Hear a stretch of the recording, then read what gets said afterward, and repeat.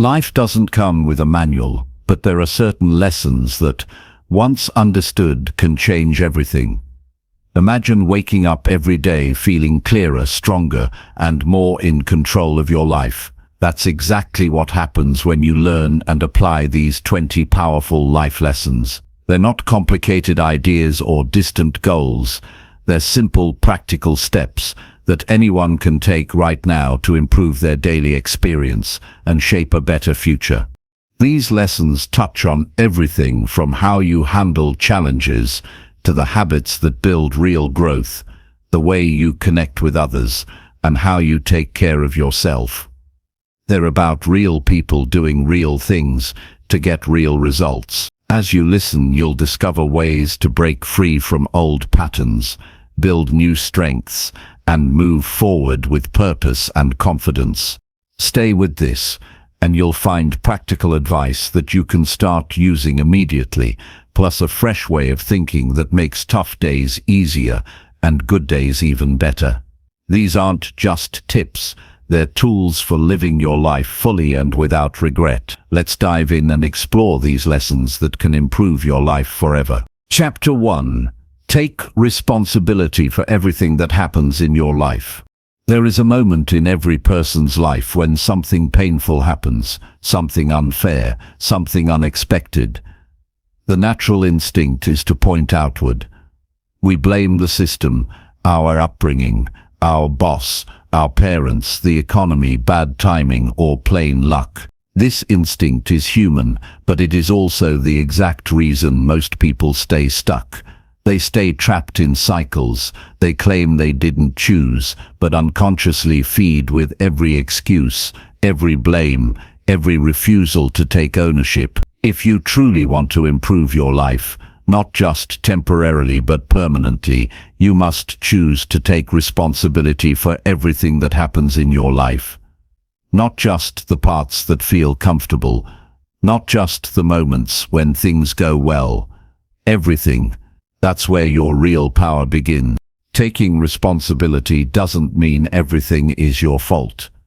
It means you recognize that everything in your life is your opportunity. Your thoughts, your reactions, your decisions, your priorities. All of these shape the quality of your life more than any outside force ever will.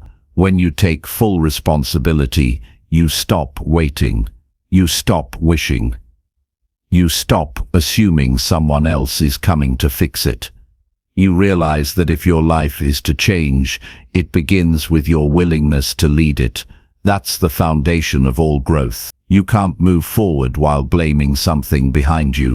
The truth is, life is unpredictable. People will betray you. Opportunities will fall through. You will make mistakes. You will be misunderstood.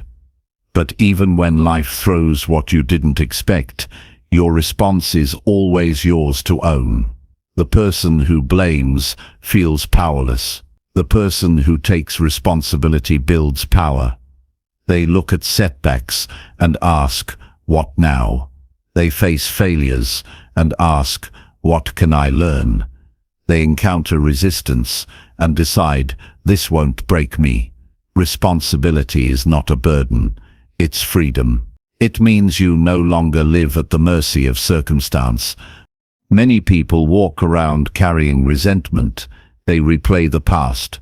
They count the ways they were wronged. But holding on to resentment is not the same as healing. You heal when you stop rehearsing pain and start rebuilding your mindset. And that can only happen when you take ownership. If someone hurt you, you still choose how long you let that pain live inside you. If something didn't work out, you still decide whether to dwell on it or grow from it. When you take responsibility, you stop feeding what drains you. You feed what strengthens you instead. Responsibility also means you stop lying to yourself. You stop pretending you don't know why you feel the way you do. You look at the truth with clarity. If you're tired, you ask what habits created that exhaustion. If you're broke, you examine your choices and patterns. If you feel stuck, you ask where you've been avoiding action. That kind of honesty is hard. It forces you to confront parts of yourself you'd rather ignore. But it's also where real transformation begins. Growth is not about blaming the old version of you. It's about facing it with maturity and deciding to rise above it. One of the most important aspects of responsibility is recognizing the power of your choices. Every day you are making decisions that shape your life, what you focus on, who you listen to, how you spend your time, what you consume, how you speak to yourself. These may seem like small moments, but they add up. A great life isn't built in a single leap. It's built in the daily choice to act in alignment with your values. And that begins by accepting that no one is making these choices for you. You also need to take responsibility for your emotions. That doesn't mean suppressing them or pretending to be happy all the time. It means noticing how you feel and choosing how you respond. It means not making other people responsible for your peace, your confidence, or your sense of worth. That kind of emotional maturity doesn't come overnight. But when you stop expecting others to fix how you feel, you begin to develop real strength. You start to understand yourself. You stop being reactive and start being intentional. Taking responsibility makes your life simpler. It eliminates excuses. It gives you a clear focus. You stop wasting time blaming the traffic, the noise, the weather, the people around you. You start asking better questions. What can I do today that makes me stronger tomorrow? What part of this is in my control? What's the next step forward? That clarity makes progress possible. It turns stress into structure. You don't need to control everything. You only need to control yourself. That's enough to build something meaningful. When you avoid responsibility, life starts to feel heavy. You wait for motivation instead of creating it. You hope for success, but don't build the habits that create it. You want people to treat you differently, but you don't treat yourself with the respect you're demanding. That gap between what you want and what you practice becomes suffering. But when you take ownership, that gap closes. You align your actions with your goals. You stop being a victim of your own potential. Taking responsibility also means accepting that your life reflects what you've tolerated. If your boundaries are weak, your relationships will suffer. If your time is unmanaged, your priorities will get lost. If you keep doing what's comfortable, your future will look like your past. That's not punishment. It's feedback. It's life showing you where you need to level up, and it's your job to listen. Responsibility is about raising your standards, not for others, but for yourself. You stop asking, what can I get away with, and start asking, what would the best version of me choose right now? There's a quiet confidence that comes with responsibility. You stop chasing approval because you've already accepted yourself. You stop reacting to criticism because you're focused on improving. You stop wasting energy on drama because your time matters. You become grounded, steady, reliable, first to yourself, then to others. That kind of consistency doesn't come from talking about change. It comes from becoming someone who practices it daily, without excuses. If you've made mistakes, and you have, because we all have, taking responsibility means you don't hide from them. You face them. You learn. You apologize when needed. You do better. You stop using your past as an identity and start using it as a reference. Your mistakes are not who you are, but they are part of your story. And owning them gives you the power to write a better next chapter. The past doesn't change, but your relationship with it does. That change begins when you stop defending your old patterns and start creating new ones.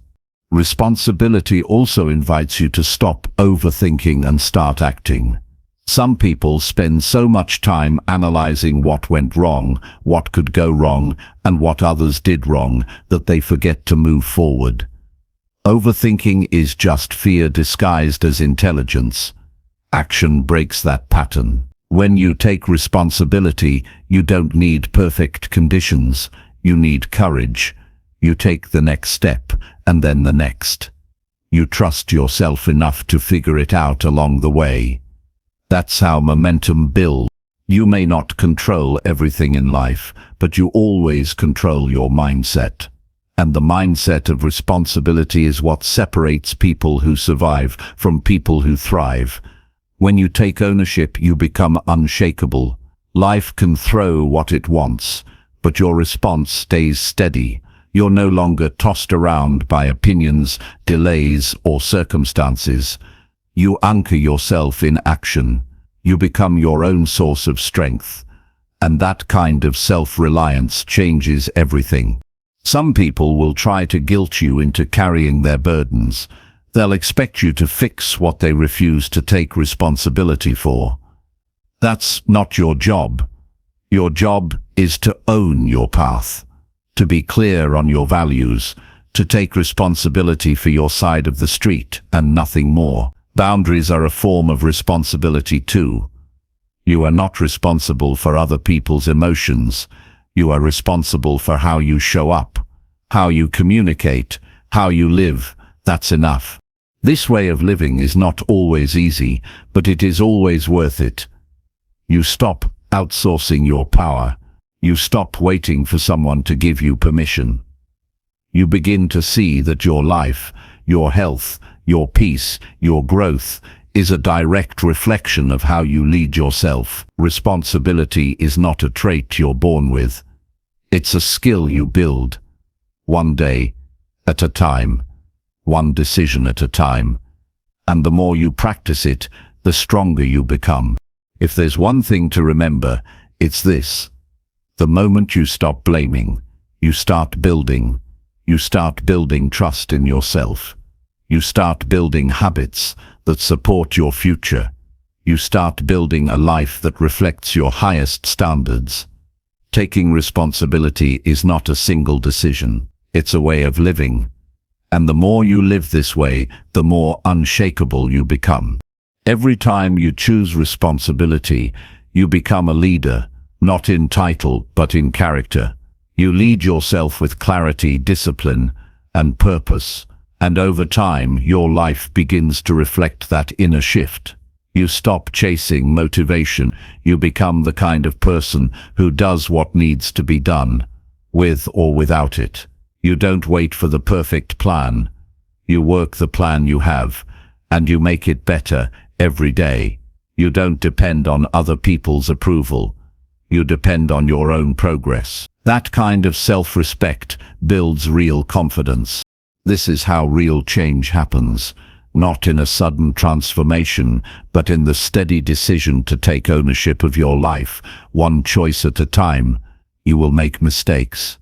You will have setbacks. But if you keep showing up, keep learning, and keep leading yourself with responsibility, you will build a life that no one can take from you. A life built on discipline, clarity, strength, and truth. A life that reflects who you are at your best. And once you start living this way, you'll never want to go back, because you'll know what it feels like to be in control, not of the world, but of yourself. And that is the kind of power that lasts. Chapter 2. Build a daily routine that supports your growth.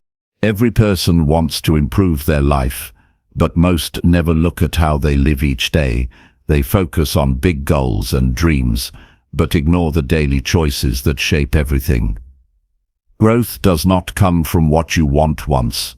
It comes from what you do consistently. That's why building a daily routine that supports your growth is one of the most powerful decisions you can make. Your routine is not just about habits. It's about who you're becoming. It reflects your priorities, your discipline, and your commitment to yourself.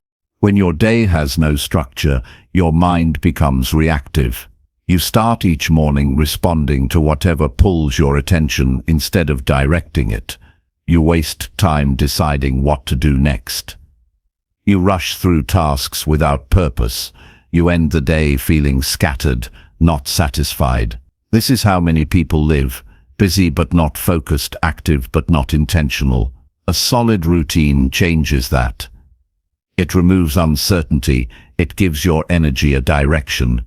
It helps you protect what matters most. To build a routine that fuels your growth, you first need to understand where your time is going now. Most people don't realize how much they lose to distractions, delays, and decisions that add no value. When you don't track your time, you drift through the day. You scroll, you pause, you avoid. But the more aware you become of your time, the more power you have to change it. If something doesn't move you forward, you don't need to keep doing it. That includes how you start your morning, how you end your evening, and everything in between. The first hours of your day are the most important. They set the tone for everything that follows. If you wake up late, check your phone, and rush into the day, your mind stays in survival mode. You're behind before you begin. But if you start your day with intention, even 30 minutes of focused action, you create momentum. You build confidence. You begin from a place of clarity instead of chaos. That's why your morning routine matters more than motivation. When you choose structure, you don't wait for a good mood. You train your mind to move with purpose. Your routine should reflect what helps you grow. That means including things that make your body stronger, your mind sharper, and your goals clearer. You don't need a perfect schedule, you need a consistent one. Focus on a few core activities that support your progress. Read something meaningful, move your body, reflect in silence. Plan your top priorities. These simple acts create a foundation of strength. They remind you each morning that your life is shaped by how you use your time. Growth requires space. When your day is packed with noise, tasks, and urgency, there's no room to think. That's why your routine must include moments of stillness, a quiet walk, a short journaling session, time without screens. These moments are not wasted. They are where clarity is built. You need space to think clearly. You need quiet to listen to yourself. Without it, you stay caught in other people's priorities. A solid routine protects you from this. It gives you back control of your attention. There is no growth without consistency. Most people give up not because they lack ability, but because they lack patience. They try something for a few days, then stop when results don't come fast. But your routine is not about instant results. It's about steady improvement. It's about becoming the kind of person who shows up, no matter what. When you commit to your routine, you teach yourself to follow through. You stop waiting to feel ready. You act because your identity is changing. You become reliable to yourself. Building a growth-focused routine also means cutting what no longer serves you. Some habits drain your focus. Some people waste your time. Some distractions rob you of presence. The more you grow, the less tolerance you'll have for things that don't align with your vision. That's not cold. That's clarity. You don't owe your energy to everything that asks for it. You owe it to what matters most. When your routine reflects your values, your life starts to align. You feel clearer. You move with greater direction. You don't need to overhaul your life in one day. You just need to start small and stay committed. Wake up 30 minutes earlier. Plan your next day the night before. Limit your screen time in the morning. Stretch for 10 minutes. Eat one meal without distractions. Track how your routine affects your mood, your focus, your results. Over time, these simple changes create powerful shifts. You don't need a life full of noise. You need a routine full of intention. It's also important to protect your evenings. Many people undo their progress at night. They stay up too late. They numb themselves with entertainment. They leave tasks unfinished and carry stress into the next day. A strong evening routine helps you reset. It signals to your mind that the day is closing. You reflect on what went well. You plan what matters tomorrow. You shut down the noise and prepare for rest. That's how you sleep with peace. That's how you wake up with clarity. Your routine is a mirror of your standards. If you keep saying you want to grow but keep living in chaos, the results will never change. You can't create a new life while living the same way. Growth demands structure. It demands discipline. It demands a routine that reflects your commitment. This isn't about perfection. You will miss days. You will fall off track. But you come back. You don't wait until next week. You return tomorrow. That's how you build momentum. Not through bursts of effort, but through daily return. Some people will mock your routine. They'll call it boring or strict. That doesn't matter. What matters is how you feel. Do you feel stronger? Do you feel more focused? Do you feel proud of how you spend your time? If the answer is yes, then stay the course. You're not living for approval. You're building a life that matches your values, and that will never come from pleasing others. It will only come from being aligned with yourself. Your routine must grow with you. What works today might not serve you a year from now. You need to adjust, refine, and evolve. Don't hold on to habits that feel familiar but no longer bring value. Growth means letting go of comfort. It means constantly asking, is this helping me become who I want to be? If the answer is no, change it. Don't wait. Time is not unlimited. Use it wisely. There will be days when your routine feels hard. Days when you're tired, distracted, discouraged.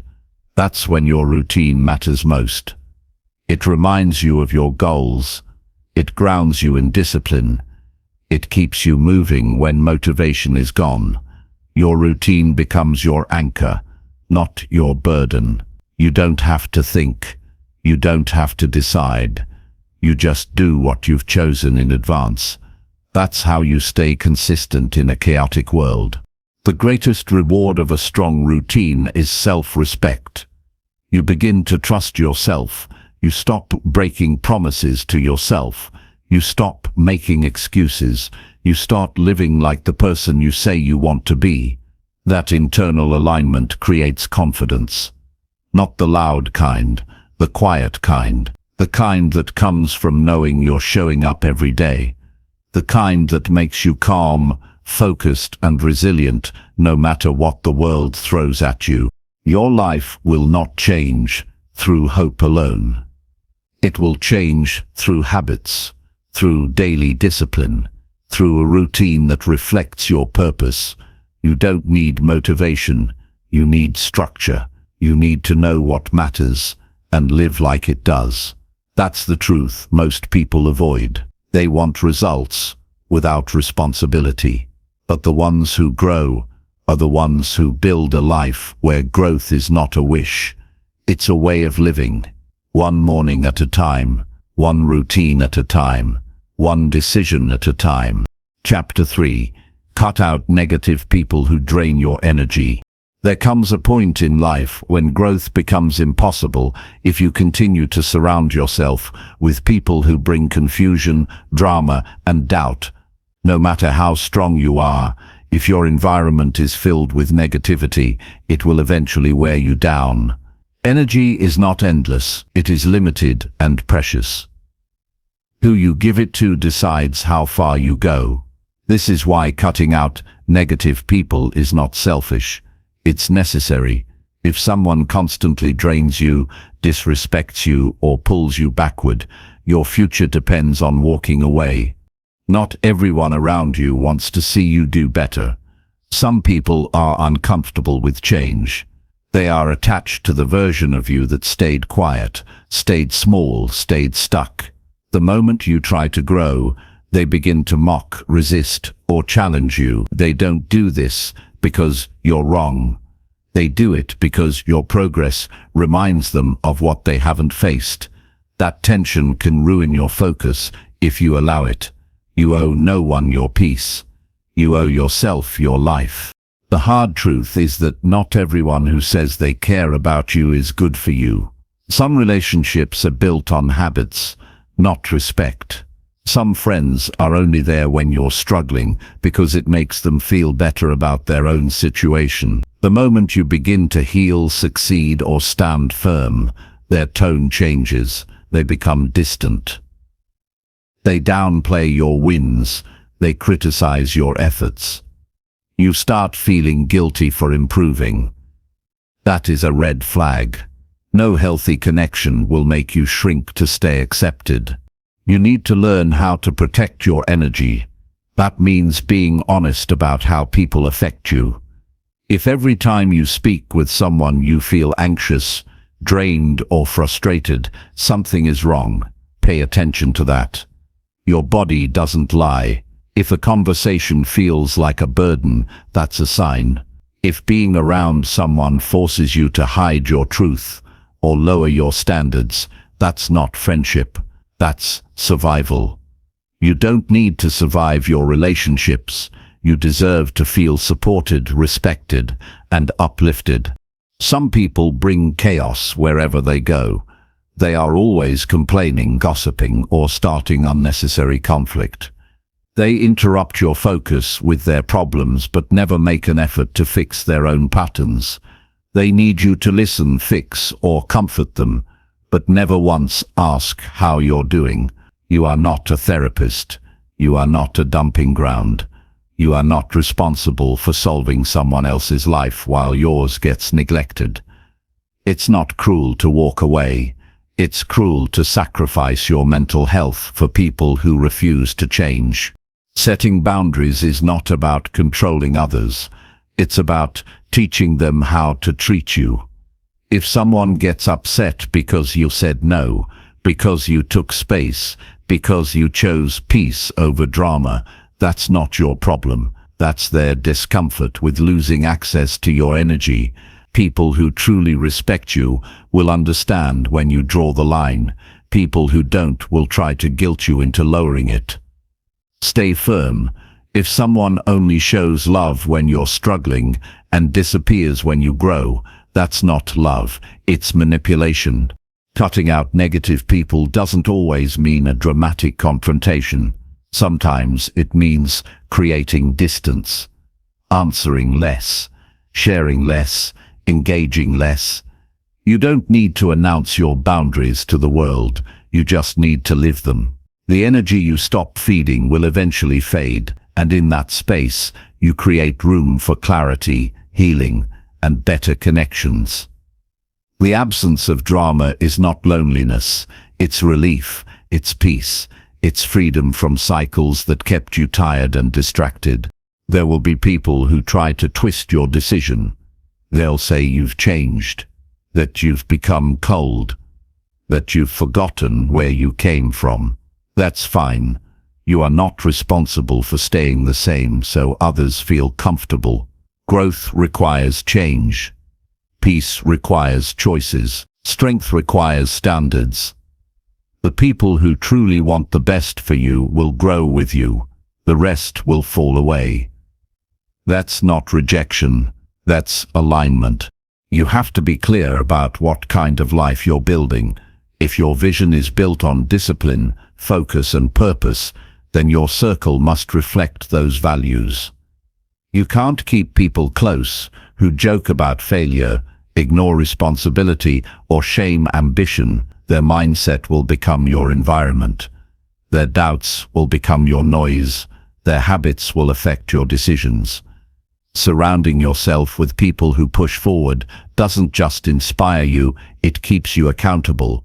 Growth is not just what you do. It's who you allow around you. You don't owe explanations to people who don't value your peace. You don't need to defend your boundaries or justify your distance. Maturity means understanding that not all relationships are meant to last. Some were only meant to teach you how to protect your space. And once that lesson is learned, it's your job to apply it. Holding on to the wrong people out of guilt or history only delays the future you're trying to create. Let go with grace. Move on with clarity. If you want to grow, you have to be willing to make space. That means releasing conversations that go in circles, letting go of friends who only talk about other people, saying goodbye to people who keep score instead of showing love, refusing to engage with those who need you to dim your light to keep their ego comfortable. That kind of honesty will hurt in the short term, but in the long term, it will save your life. You will feel lighter. You will breathe deeper. You will become someone you respect. Removing negative people is not about anger, it's about alignment. You don't have to hate someone to stop speaking with them. You don't have to destroy the bridge. You simply stop crossing it. You protect your energy by protecting your access. Time is not endless. You cannot keep spending it on people who don't grow, don't listen, don't change. Their resistance to healing is not your responsibility. Your responsibility is to live with purpose, to build a life that reflects your values, to give your energy where it returns with peace, not chaos. When you step away from negativity, your mind gets quieter. You begin to think clearly. You stop rehearsing arguments in your head. You stop walking on eggshells. You stop over-explaining. That mental space opens the door to creativity, discipline, and progress. You begin to attract better relationships. Not because you're lucky, but because your standards created the space for them. Growth happens when you stop feeding what drains you and start nourishing what fuels you. The strongest people you'll meet are not the loudest. They're the ones who choose their peace over approval, who walk away from noise without a fight, who say no without guilt, who protect their focus even if it means being misunderstood. That kind of strength is built by facing hard truths, by admitting that some connections are no longer right, by choosing self-respect over comfort, and by remembering that you don't need many people around you, you just need the right ones. If someone makes you question your worth, belittle your goals, or constantly bring negativity into your life, that is not someone you need to keep close. You are not obligated to carry people who refuse to carry themselves. You are not a container for other people's unresolved issues. You are not a backup plan. You are not someone's emotional crutch. You are a person with a future, a purpose, and a limited amount of energy to give. Give it where it builds you. You will lose some people on your way to becoming who you're meant to be. That's part of the process. Growth creates distance. Not because you're better than anyone, but because you're choosing better for yourself. And the people who belong in your life will never make you question your worth for choosing that. They'll respect your boundaries. They'll match your effort. They'll grow beside you. Cutting out negative people is not the end. It's the beginning. It's the beginning. It's the beginning of a life with more peace, more focus, and more power. It's the beginning of choosing relationships that help you rise, not pull you down. It's the beginning of honoring your own energy and using it wisely, because when you stop giving your time to what weakens you, you begin to build a life that strengthens you every single day. Chapter 4. Choose discipline over distraction. Every single day. Every day, you face a simple but defining choice: to stay focused on what matters or to get pulled away by what doesn't. Most people think failure happens suddenly, but in truth it happens slowly, in moments when they choose comfort over effort, entertainment over progress, and excuses over action. Distraction is easy. It asks nothing of you. It offers temporary relief, short-term pleasure, and the illusion of productivity. Discipline, on the other hand, is hard. It demands presence, commitment, and sacrifice. But discipline is the path that builds a life you're proud of. Distraction is the path that leaves you wondering where all your time went. In a world full of noise, staying focused is a form of power. Everything around you is designed to pull your attention away from your phone, your notifications, the endless content and the opinions of others. If you're not careful, your days will be spent reacting instead of acting. You'll wake up and check messages before you've checked in with your own priorities. You'll spend hours scrolling through someone else's life while ignoring your own. You'll end the day exhausted, not from hard work, but from mental clutter. This is how distraction steals your potential. Quietly, repeatedly. Discipline is not about being perfect. It's about choosing what matters, even when you don't feel like it. It's waking up early because you said you would. It's finishing the task because your future depends on it. It's saying no to comfort when progress is calling. You don't need more time, you need fewer excuses. Every time you say, "I'll do it later," you trade a better future for a moment of relief. And that trade, made over and over, becomes a life of regret. The difference between those who grow and those who stay stuck is rarely talent. It's consistency. It's the ability to do the hard thing, especially when it's boring, inconvenient, or uncomfortable. The truth is, progress is not always exciting. Some days it's repetitive. Some days it feels invisible. But those are the days that separate those who dream from those who execute. Discipline doesn't just build skills, it builds self-respect. The more you keep your word to yourself, the stronger your belief in yourself becomes. Distraction feeds your impulses. Discipline builds your identity. When you constantly give in to what feels good now, you lose control of your life. You start living on autopilot, but when you stay focused on what you value most, you begin to feel in charge again. You no longer need to chase motivation. You become the kind of person who acts with or without it. This shift in identity is where real change begins. You stop saying, "I'll try," and you start living like someone who follows through.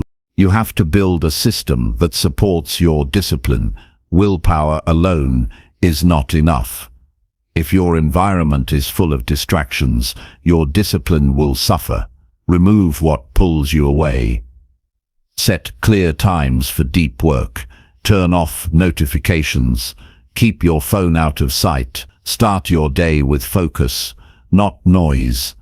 You don't need a perfect schedule. You need a consistent one.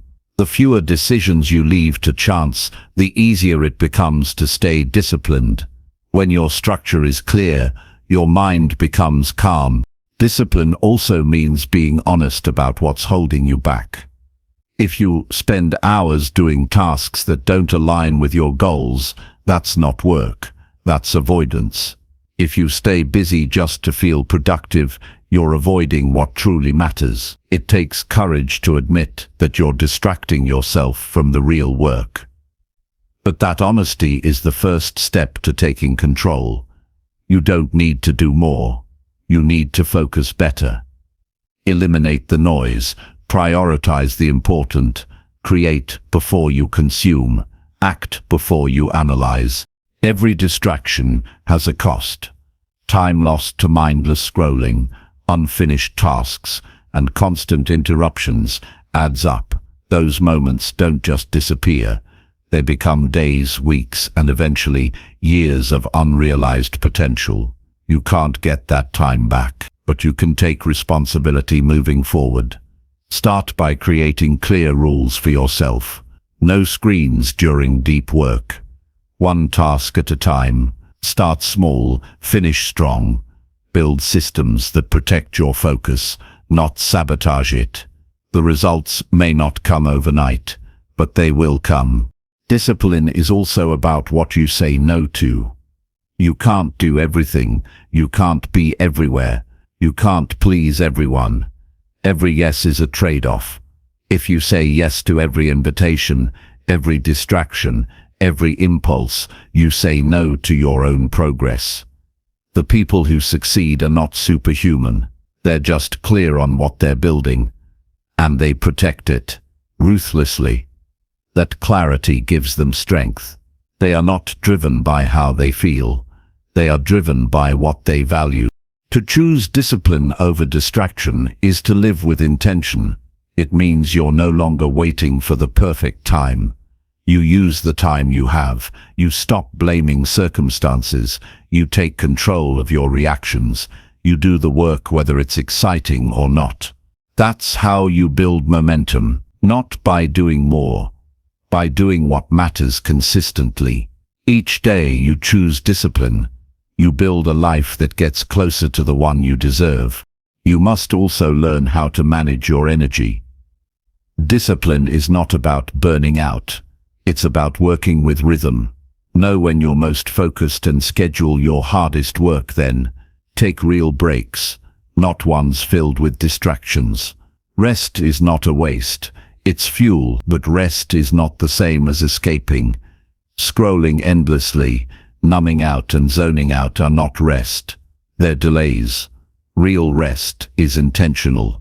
Real rest prepares you to return stronger. Discipline includes rest, because growth requires recovery. There will be moments when you slip, when distraction wins. That doesn't mean you've failed.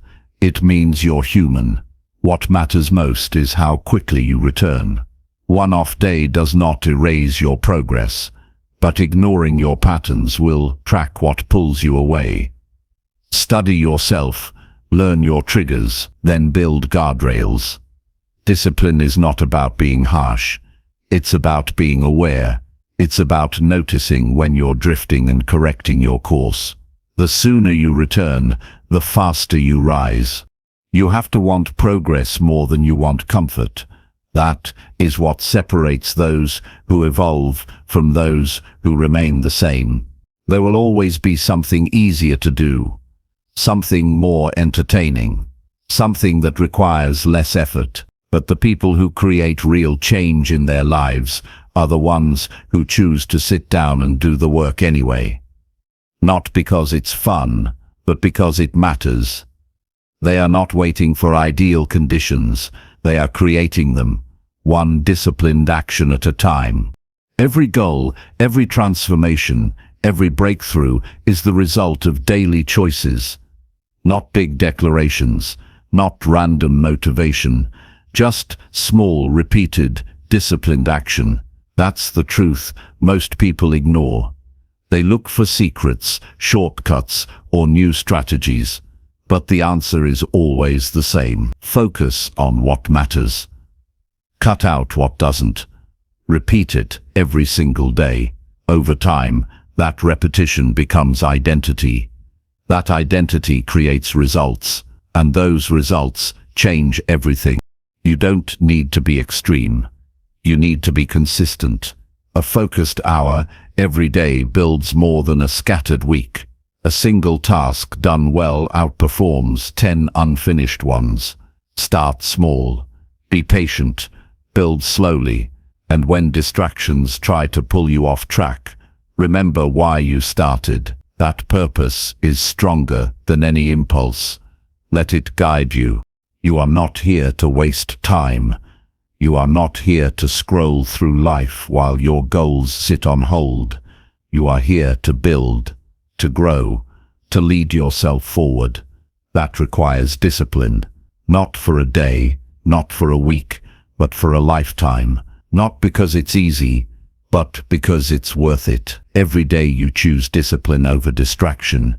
You take one more step toward the life you were meant to live. Keep stepping. Keep showing up. Keep choosing what matters. That is how you win. Chapter 5. Speak honestly, even when the truth is hard. There are few things more powerful than telling the truth. Not the version that makes you look good, not the one that keeps others comfortable, but the real truth. The kind that feels uncomfortable, heavy, and sometimes even risky. Speaking honestly, especially when it's hard, is one of the clearest signs of personal strength. It shows that you value clarity over comfort, integrity over approval, and growth over ease. Most people avoid hard conversations because they fear what might happen, but avoiding the truth never protects you. It only delays what's necessary, and over time that silence builds confusion, resentment, and distance, both within yourself and between you and others. When you withhold what you really think, you lose alignment with your own values. You begin to filter yourself, adjust your words, and water down your beliefs just to avoid tension. But that tension doesn't disappear, it hides inside you. It affects how you speak, how you act, and how you feel. You start carrying the weight of unspoken words, and that weight grows heavier each day. Honesty is not about being harsh or unkind. It's about being real, clear, and consistent with what you know to be true, even when that truth is inconvenient. People often lie to avoid conflict. They tell partial truths, or stay silent to keep the peace. But peace built on dishonesty is not real peace. It's a performance, and over time, that performance breaks you. You begin to doubt yourself. You feel anxious in conversations. You second-guess every word. You wonder if people truly know you, or just the version of you that's easier to accept. Speaking honestly may shake things at first, but it creates a foundation you can stand on. It gives you the strength of being seen, heard, and understood as you really are. Telling the truth also helps you grow. When you speak honestly, you're forced to confront your own thinking. You become more aware of your feelings, your boundaries, and your responsibilities. You stop pretending that everything is fine when it's not. You stop carrying emotions that don't belong to you. You speak up when something is unfair. You say what you need instead of hoping others guess it. That level of self-respect creates clarity. It allows you to stop settling for what feels safe and start building what feels right. Sometimes honesty means admitting when you're wrong. That's not weakness, that's courage. It takes strength to look someone in the eye and own your mistakes, to apologize with sincerity, to admit you acted out of fear, ego, or emotion. But when you do that, you grow. You show that your character is more important than your pride. You give others permission to do the same. Real connection isn't built on perfection, it's built on truth, trust, and the willingness to face hard things together. Other times, speaking the truth means telling someone something they might not want to hear, that they're being unfair, that they crossed a boundary, that their choices are harming themselves or others. These conversations feel risky. You may fear losing the relationship, creating tension, or being misunderstood.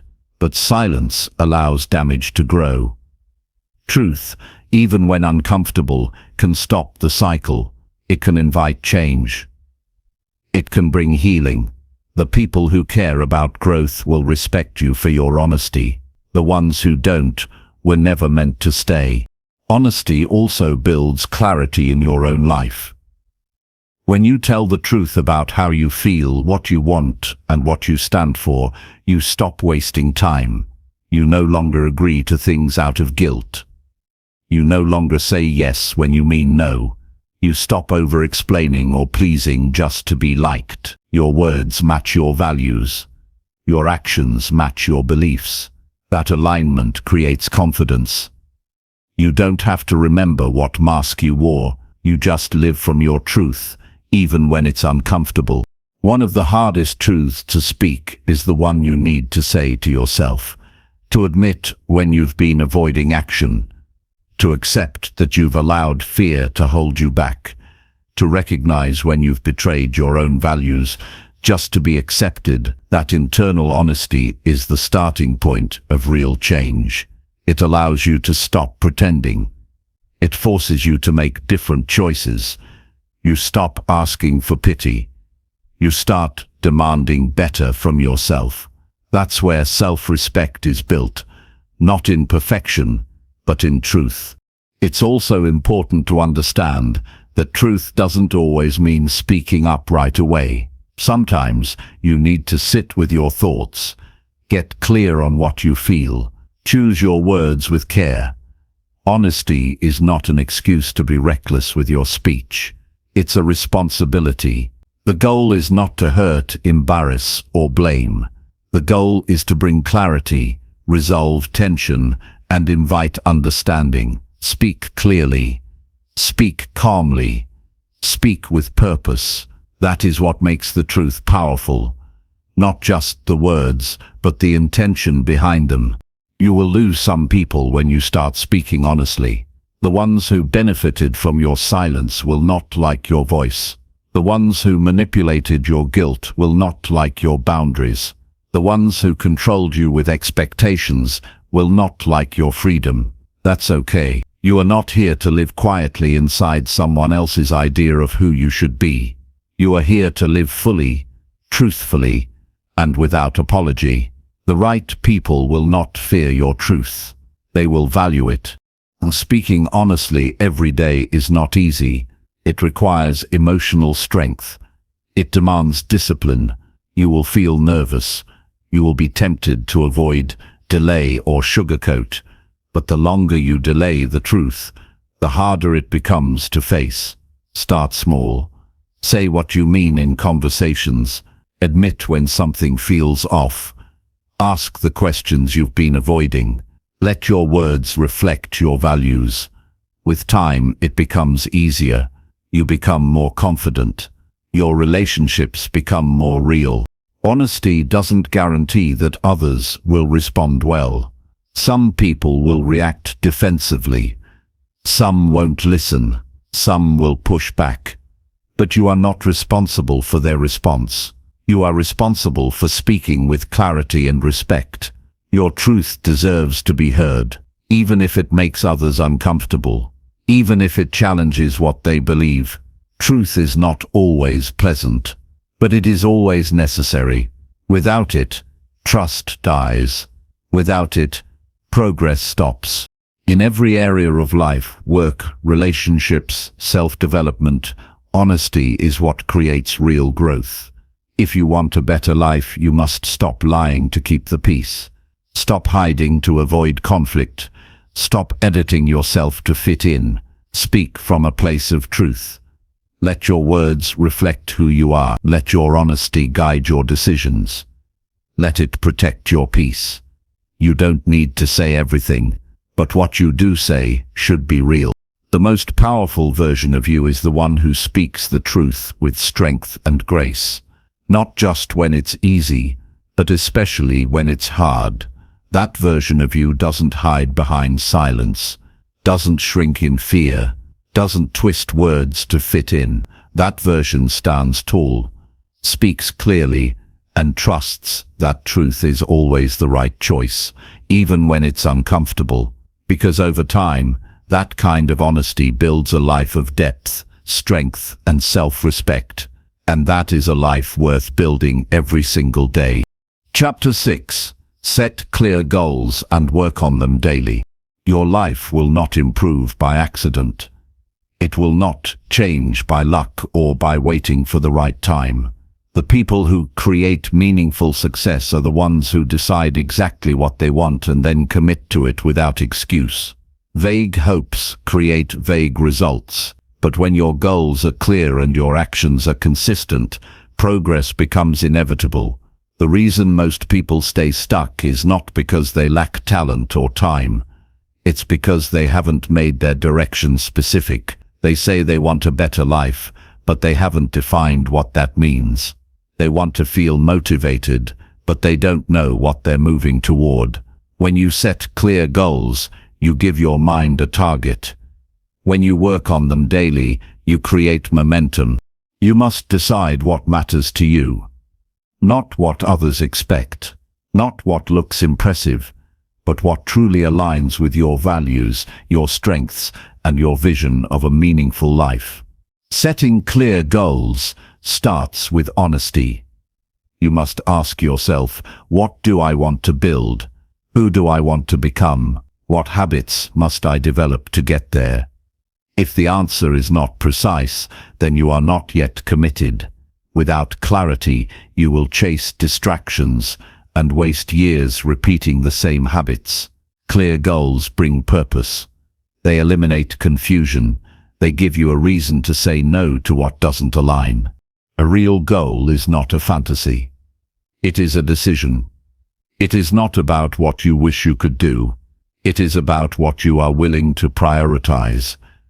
A clear goal includes a timeline, a process, and a daily commitment. Saying, "I want to be successful," means nothing until you define what success looks like for you.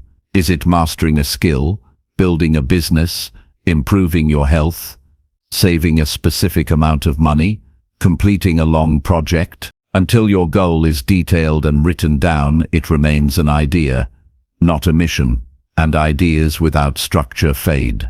When you wake up with no goal, the world decides how you spend your time. You answer messages all day. You chase urgent problems. You move from one task to the next without a sense of purpose. But when you wake up knowing exactly what you're working toward, your day has structure, your focus sharpens, you stop being busy and start being effective. Clear goals protect your energy. They tell you what matters and what doesn't. They help you filter your choices. Working on your goals daily doesn't mean doing everything at once. It means doing something that brings you closer every single day. Progress is built through small, focused steps. 5 minutes of writing, 30 minutes of deep work, one focused phone call, one honest reflection. These actions may feel small in the moment, but over time, they build confidence, discipline, and real results. The key is consistency, not intensity. You don't need a perfect day, you need a deliberate one. Every day you don't work on your goals, you drift. You become more reactive and less intentional. You lose the sharpness of purpose, you feel frustrated, but you can't explain why. That frustration is a signal. It's your inner voice reminding you that you're not honoring your potential. And the only way to fix it is through action. You don't need to wait for motivation. You need to act even when motivation is low. That's how discipline is built. And discipline builds freedom. When your goals are clear, distractions become obvious. You start to notice which habits waste your time. You recognize which people drain your focus. You stop entertaining tasks that keep you busy but not productive. Clear goals create boundaries. They make you more aware of your choices, and awareness leads to control. You no longer guess what to do. You follow the plan you created. That self-leadership becomes your strength. It's also important to track your progress. What you measure, you improve. Write down what you did each day. Note what worked and what didn't. Reflect on your habits. Adjust your approach when needed. A clear goal with no feedback creates stagnation, but when you check in regularly, you stay aligned, you learn faster, you correct mistakes early. You build momentum. Success is not found in massive change, it's found in small changes made often. Some days will feel slow. Progress will seem invisible. You'll wonder if the work matters, but that's where most people give up. Right before the breakthrough. The process is not always exciting. It's not supposed to be. That's why most people don't finish what they start. But if you keep showing up, if you keep doing the work whether you feel like it or not, something changes. You start to see results. You start to feel proud. Not just of what you've built, but of who you've become. Your goals are not just tasks to complete. They are commitments to yourself. They are promises to your future. When you ignore them, you weaken your trust in yourself. You begin to doubt your own ability to follow through. But when you act daily, even in small ways, you strengthen that trust. You become someone who does what they say. That integrity builds quiet confidence. You stop needing approval. You stop chasing shortcuts. You know your progress is real. You must also be flexible. Goals evolve. Life changes. What mattered to you 6 months ago may not matter now. That's not failure. That's growth. Adjust your goals as your understanding deepens. But don't abandon them just because it gets hard. Difficulty is part of the journey. Resistance means you're moving forward. Use it. Let it sharpen your focus. Don't share every goal with people who don't share your vision. Not everyone needs to understand what you're building. Some people won't support you. Some will doubt you. Some will mock your effort. That doesn't matter. You are not doing this for approval. You are doing it because you know what kind of life you want, and that life is built by action, not opinions. You don't need perfect conditions. You need clarity and commitment. You don't need to feel ready. You need to begin. Every great outcome started with a simple decision. I will do this. Not tomorrow. Not next month. Now, start where you are. Use what you have. Do what you can. And then repeat it tomorrow. Your goals will shape your habits. Your habits will shape your days. Your days will shape your future. If you want a better life, you must become someone who works toward it, deliberately and consistently. That work is not glamorous. It is quiet, often unseen, but it is powerful, because with each small action, you prove to yourself that change is real, that effort matters, that you are capable. Set a goal that excites you. Break it into steps. Schedule your actions. Track your effort. Remove what distracts you. Adjust when needed. And most importantly, show up daily, not because it's easy, but because your future deserves your full attention. Because your life is your responsibility. Because your dreams are waiting to be built, not wished for, not talked about, but built one step at a time. That is how progress happens. That is how goals are reached. That is how lives are changed. Chapter 7. Learn to say no without feeling any guilt. One of the most important skills you can ever learn is the ability to say no. Not with anger, not with fear, but with calm, clear, unapologetic strength. The inability to say no is one of the main reasons people feel overwhelmed, exhausted, and disconnected from themselves. They agree to things they don't want to do. They accept invitations they don't enjoy. They say yes when every part of them is screaming no. And they do it not because they care, but because they fear being judged, rejected, or seen as selfish. That fear leads to guilt. But guilt is not proof that you've done something wrong. Often it's a sign that you're finally starting to put yourself first in a world that taught you to please everyone else. Saying no does not make you rude. It does not make you cold. It does not make you unkind. It makes you honest. It means you respect your own time, your energy, your priorities, and your peace. You cannot build a life that fulfills you while constantly betraying yourself to keep others comfortable. Every yes that goes against your values is a small act of self-abandonment.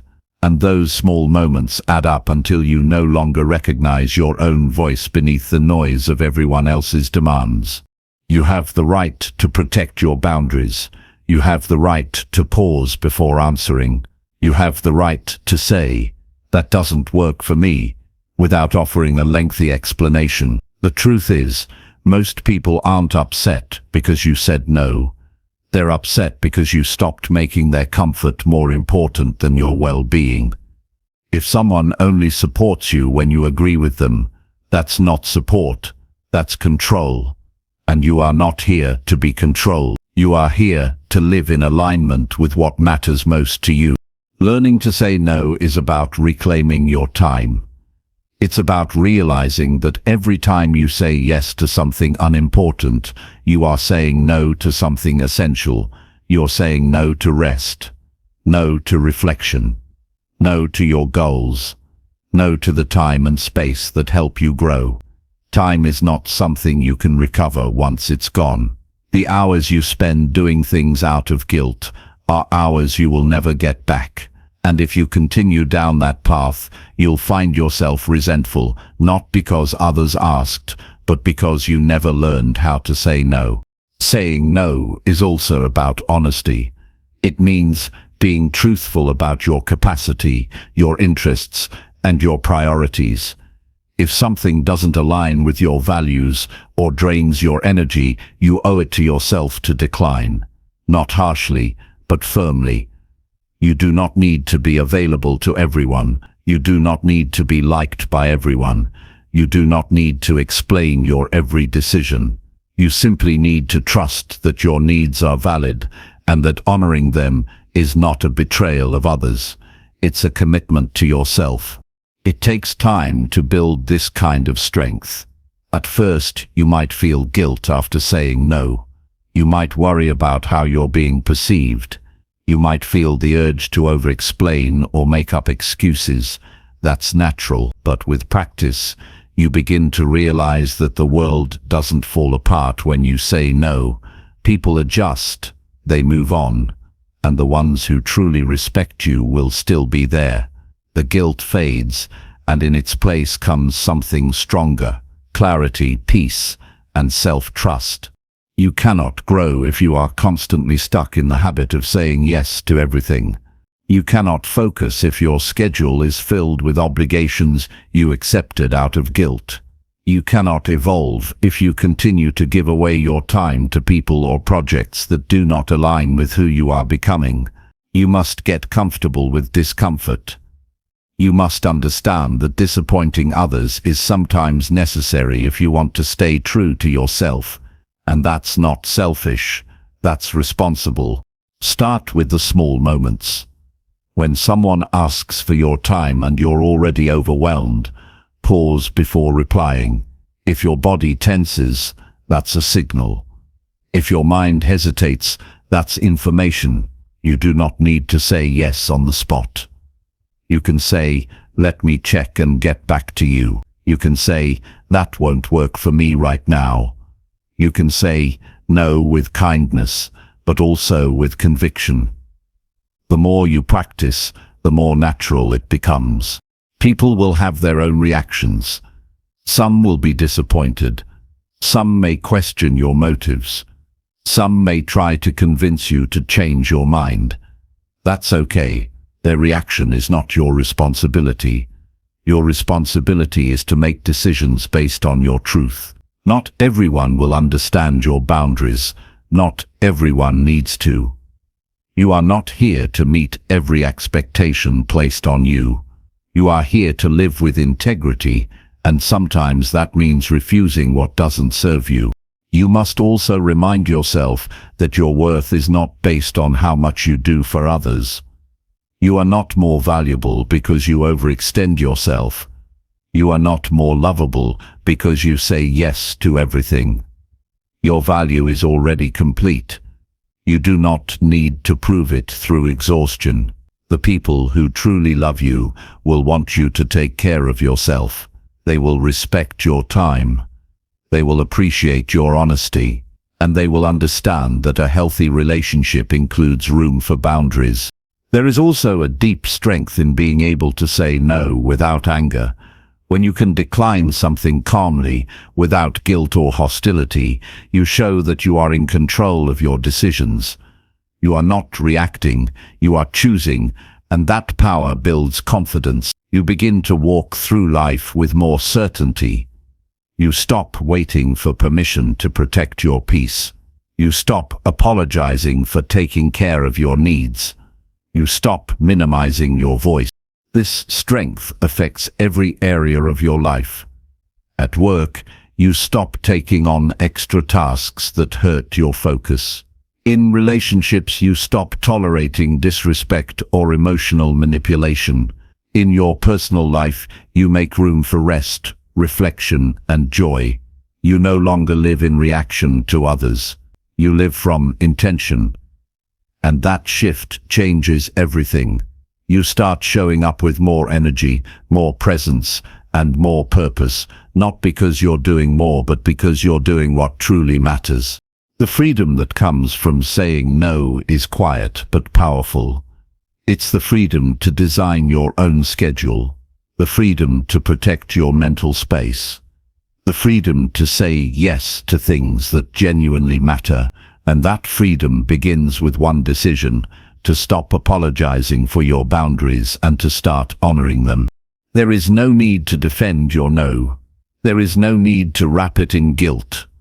You are not rejecting people, you are protecting your priorities, and you can do that with love, with calm, and with clarity. The more you do it, the more you realize that saying no is not about shutting people out. It's about letting the right things in. It's about giving your energy to what builds you, not what drains you. And it's about finally giving yourself the permission to live fully, freely, and without guilt. Chapter 8. Fix your sleep and wake up with purpose. The way you sleep affects everything in your life. Your thoughts, your mood, your energy, your decisions, they all rise or fall depending on how well you rest. Yet, most people treat sleep like an afterthought. They stay up late doing things that don't matter and wake up tired, dragging themselves into a day that feels like a burden.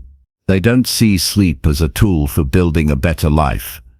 They treat it like a break from life, not part of it. But sleep is not just rest. It's recovery. It's a reset button.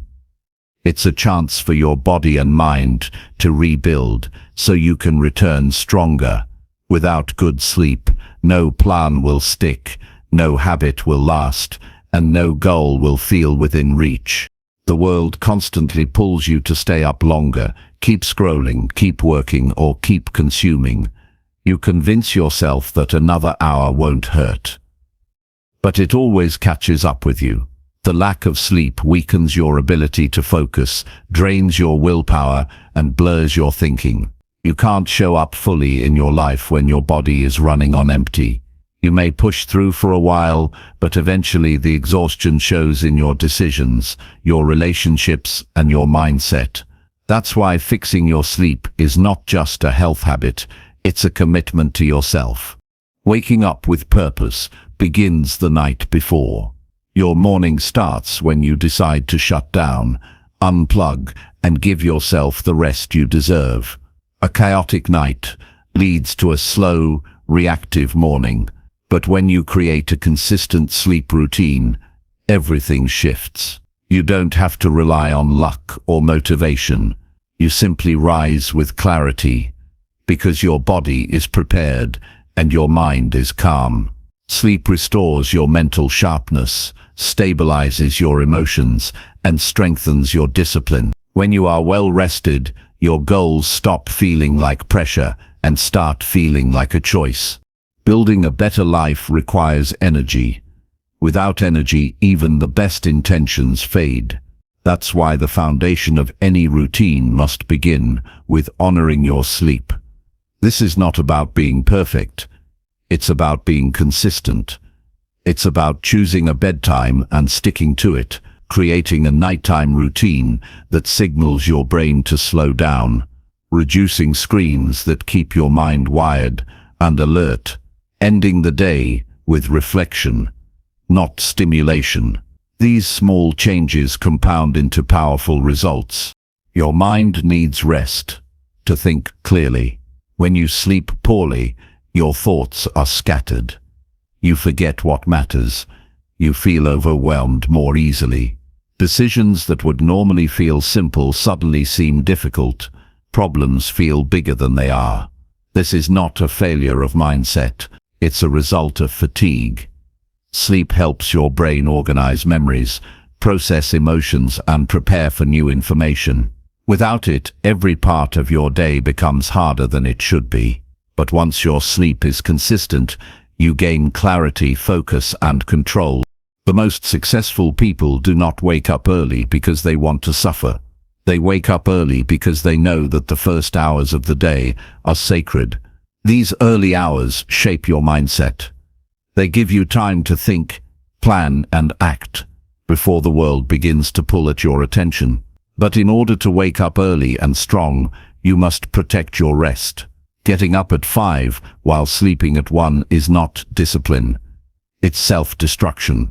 Early mornings only work when they are supported by early nights. Your sleep is not just about quantity, it's also about quality. The environment you sleep in matters. Your room should be quiet, dark, and cool. Your bed should feel like a place of peace, not a place of stress. Stop using your phone as your bedtime companion. Stop falling asleep to chaos. Replace stimulation with stillness. End your day with a book, reflection, or simple breathing. Let your mind know it's safe to rest. This habit may seem small, but it signals to your brain that you are taking care of yourself. Once you begin sleeping better, waking up becomes a completely different experience. You no longer dread the day. You no longer hit snooze 5 times and rush into chaos. You rise with clarity. You rise with strength. You rise with the power to choose how your day begins. And that moment, the first hour of your morning, is where real change starts. This is when you center yourself, when you revisit your goals, when you do the things that matter most before the noise of the world begins. This is not about being perfect. It's about creating a rhythm that puts you in control. You don't need an elaborate morning routine to change your life. You just need a consistent one. Even 20 minutes of quiet focus can change the direction of your day. Move your body, write your thoughts, review your plan, make one strong decision before the world wakes up. These simple actions anchor your mindset. They remind you that you are not a passenger in your life. You are the driver, and you begin every journey with intention. Too many people begin their mornings in reaction mode. They wake up late. They scroll through notifications. They rush out the door with no plan. Then they wonder why they feel anxious, lost, and exhausted. That cycle begins with poor sleep and ends with wasted days. But you can break it. You can choose to prepare the night before. You can choose to rise with purpose. And once you experience the difference, you will never go back.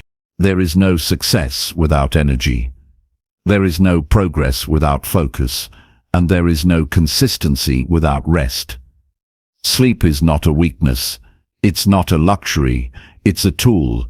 It's a decision you make to value your life, your goals, and your potential. When you give yourself proper rest, you give your best self a chance to show up, and that version of you is unstoppable. Your future depends on what you do each day.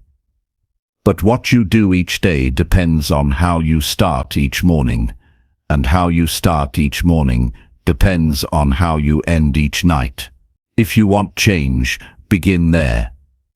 Protect your peace, guard your energy, respect your time, go to sleep with a clear mind, wake up with a clear goal.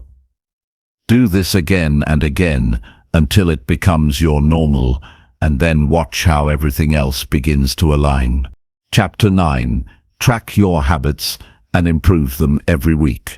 Every decision you make either builds your future or delays it.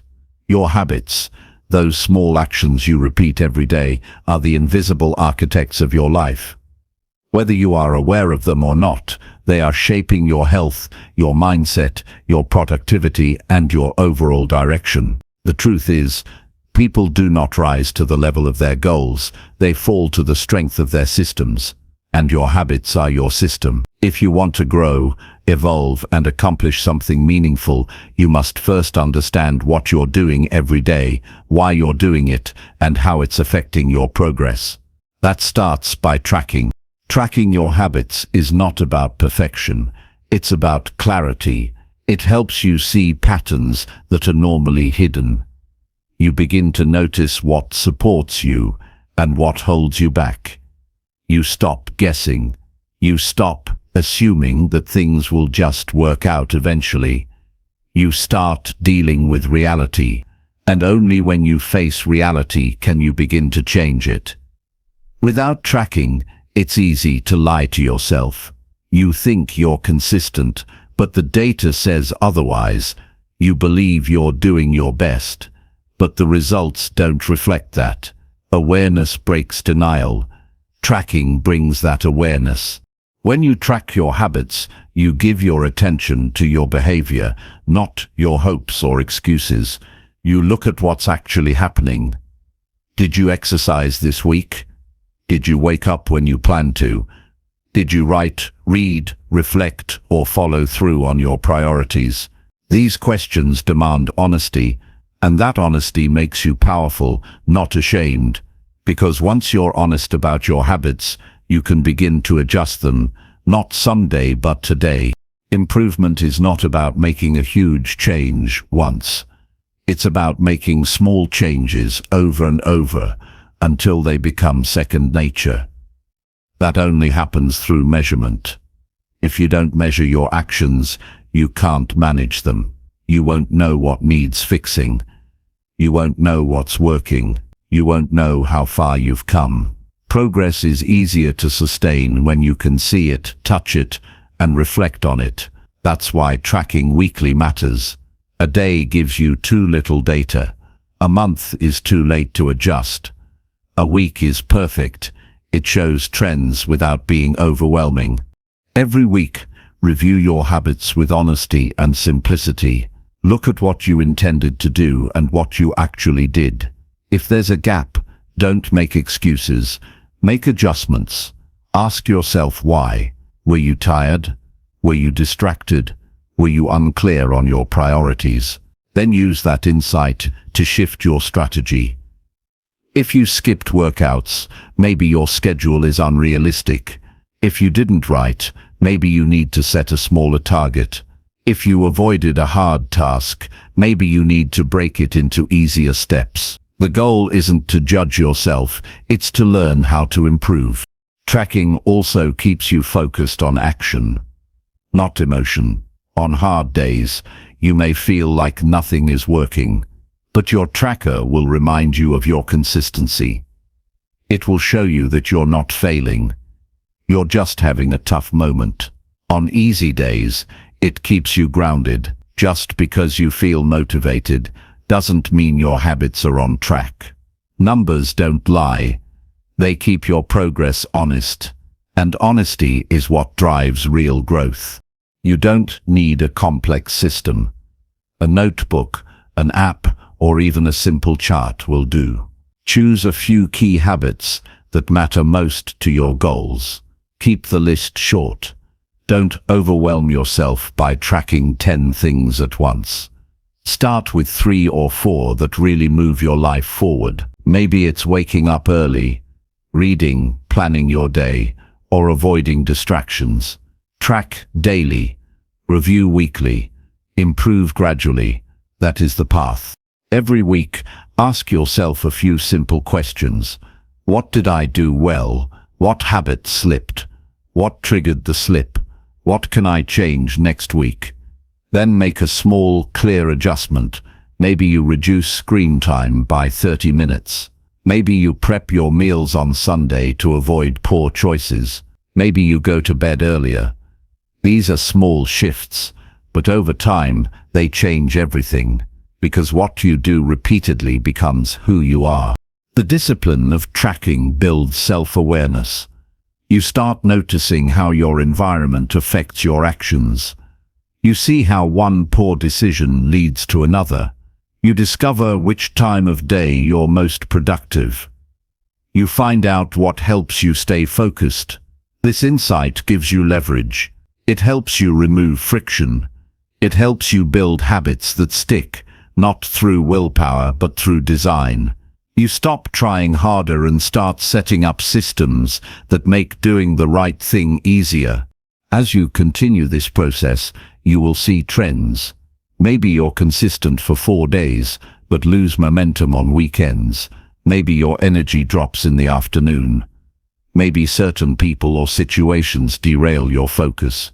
Tracking reveals these truths, and these truths help you prepare. You no longer hope you'll stay consistent. You plan for it. You create strategies. You build routines around your real life, not an ideal one. That's what makes habits sustainable. It's important to understand that improvement is not linear. Some weeks you will grow faster, others will feel slow. That's okay. The goal is not perfection. The goal is progress, and progress is built when you keep showing up, even when results seem invisible. That's why tracking helps. It proves that the work matters, even when the rewards are delayed. You may not see massive change in a week, but look back after a month, after 3 months, after 6, and you'll realize how far you've come. That's the power of steady, measured improvement. There's also a deeper reward that comes from tracking your habits. You begin to trust yourself. You stop breaking promises to your future. You feel proud, not because you reached a goal, but because you honored your effort. That pride builds confidence, and confidence makes future habits easier to stick with. You stop needing outside validation. You have proof, real, visible, personal proof that you are growing. This level of discipline will affect every part of your life. Your work becomes more focused. Your mind becomes clearer. Your relationships become healthier. Why? Because you are no longer living on autopilot. You are living with intention. You are acting on what matters. You are building habits that support the life you actually want, and you are doing it with awareness, clarity, and responsibility. You will never regret tracking your habits. You will only regret the time you spent drifting, unaware of what was holding you back. Awareness is the first step. Discipline is the second. Consistency is the third. When you combine all three, change becomes a natural outcome, not something you hope for, something you create, week by week, day by day, decision by decision. This is not just about building better habits. It's about becoming a stronger, clearer version of yourself, one step at a time. Chapter 10. Control your reactions instead of blaming the world.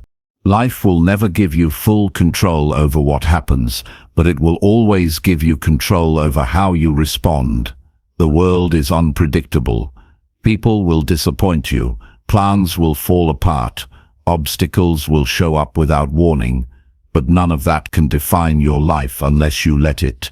Most people spend their energy blaming the world for how they feel, reacting to every inconvenience, and waiting for things outside of themselves to change before they decide to be calm or take action. But real strength is built when you take full ownership of your reactions. You don't control the traffic, but you control your patience. You don't control someone's attitude, but you control how you engage with them. You don't control the past, but you control the story you continue to tell yourself about it. This kind of self-control is not about suppressing emotions. It's about choosing not to let emotions dictate your behavior. Every time something upsets you, there is a small gap between the trigger and your reaction. In that gap lies the most powerful choice you can ever make.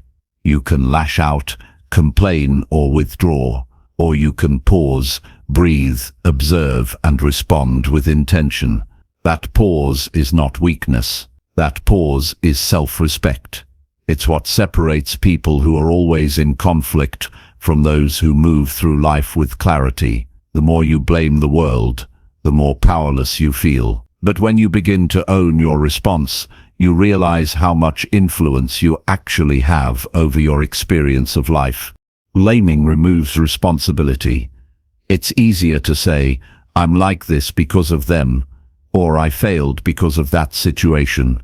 It takes the pressure off you, but it also takes the power away from you. You hand over control of your life to things you can't change. And the more you do that, the more stuck you feel. Growth doesn't happen in blame. It happens in ownership. It begins the moment you decide to stop pointing outward and start looking inward. Not because you're at fault for everything, but because you are responsible for how you carry it forward. People will treat you unfairly. That's reality. But how you respond shapes whether that moment breaks you or builds you. When you react impulsively, you often create more damage than the original problem. You say things you regret. You act out of anger. You shut down and isolate. But when you respond from a grounded place, you stay in control of the moment. You don't let temporary emotions create long-term consequences. You stay rooted in your values rather than pulled by your emotions. Emotional discipline is not about being robotic. It's about being deliberate. It's the ability to feel fully without being ruled by what you feel. It means recognizing when you're triggered and choosing not to add fuel to the fire. You don't deny the feeling, but you direct it. You use it to understand yourself better. You ask, why am I reacting this way, instead of immediately acting on it? That question alone can stop you from making the wrong move. It creates space between emotion and reaction, and in that space is wisdom. It's easy to believe that your environment determines your peace, but peace is not found in perfect conditions. It's found in how you manage yourself under pressure. Some people have everything but still live in conflict because they haven't learned to regulate themselves. Others have little, but they carry peace within them because they refuse to let outer chaos define their inner state. That kind of peace comes from the decision to stay calm when it would be easier to blame, from the discipline to respond with reason when your emotions want to explode. That's not something you're born with, that's something you train every day. You train it by catching yourself in moments of stress. When someone cuts you off in traffic, when a colleague speaks to you disrespectfully, when a plan falls apart, these are your training grounds. Instead of reacting blindly, notice what's happening in your body. Your heart races, your muscles tense, your thoughts speed up. Don't resist it, just observe. Then choose your response. It may be silence. It may be a calm conversation. It may be walking away. Whatever it is, choose it from clarity, not from chaos. Every moment you choose a calm response, you strengthen your self-control. You begin to trust yourself more. You stop fearing your emotions because you know they don't control you. That trust is power. It gives you stability even when life feels unstable. And with that stability, you can lead better, love better, work better, and live better, because you're no longer at the mercy of what the world throws at you. You're guided by your own principles, not your temporary emotions. People often say, "That's just how I am." But that's not true. That's just how you've trained yourself to be. You can train a different way. You can train yourself to pause before reacting, to choose understanding over assumption, to use frustration as a signal rather than a weapon. These are not small changes. They reshape your entire life, because your reaction in one moment can change the direction of everything that follows. A calm word can stop an argument. A patient response can save a relationship. A grounded decision can open new doors. You won't always get it right. There will be moments when you react poorly, when your emotions get the better of you. That's part of the process. The key is not perfection, it's progress. When you fall short, don't justify it. Reflect on it. Ask yourself what triggered it. Learn from it, then adjust. That's how you build emotional strength, not by pretending you're unaffected, but by choosing to grow every time you're tested. The world does not owe you fairness. People will not always act with kindness. Life will bring pressure, but none of that has to steal your power unless you let it. You can be the kind of person who stays centered in chaos, who listens when others shout, who responds with calm when others react with fear. That kind of presence changes everything. It earns respect. It builds trust. It creates stability in a world that constantly shifts. The moment you decide to stop blaming and start owning is the moment you begin to take your life back. It's not an easy path, but it's a free one. You are no longer tied to other people's behavior. You are no longer a prisoner of every trigger. You are no longer defined by your past reactions. You are free to choose, free to lead, free to change. Not because the world changed, but because you did. And that change will create ripple effects far beyond what you can see right now. Control your reactions, and you'll begin to control your future. Chapter 11. Make time to read and think every day. The act of reading and thinking daily is one of the simplest yet most powerful habits you can build to transform your life. In a world filled with constant noise and distractions, carving out time for quiet reflection and absorbing knowledge is essential for growth. Many people underestimate the impact of these practices because they seem passive or slow compared to the fast pace of life. However, real growth requires depth, not speed.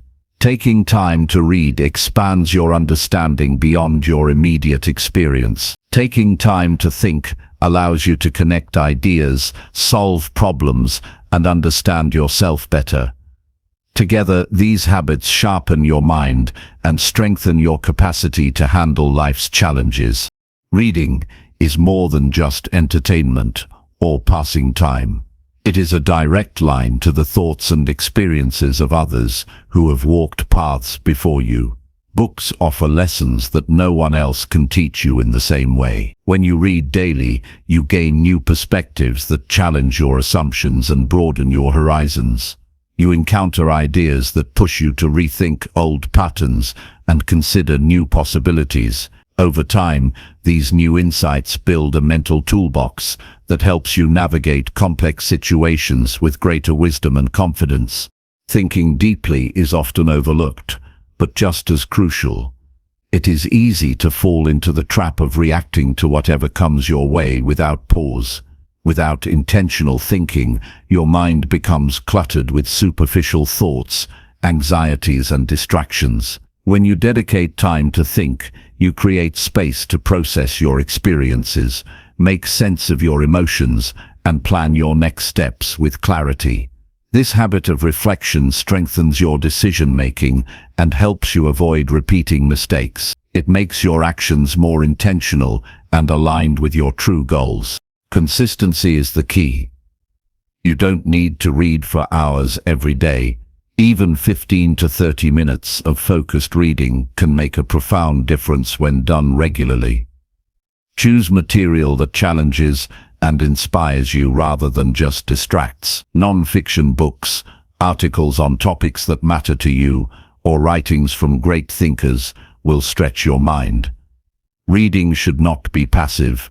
Engage with the content by asking questions, taking notes, or discussing what you've learned with others. This engagement deepens understanding and helps information stick. The same goes for thinking. Make time every day to reflect without interruptions. It might be in the morning before your day begins, or in the evening when things slow down.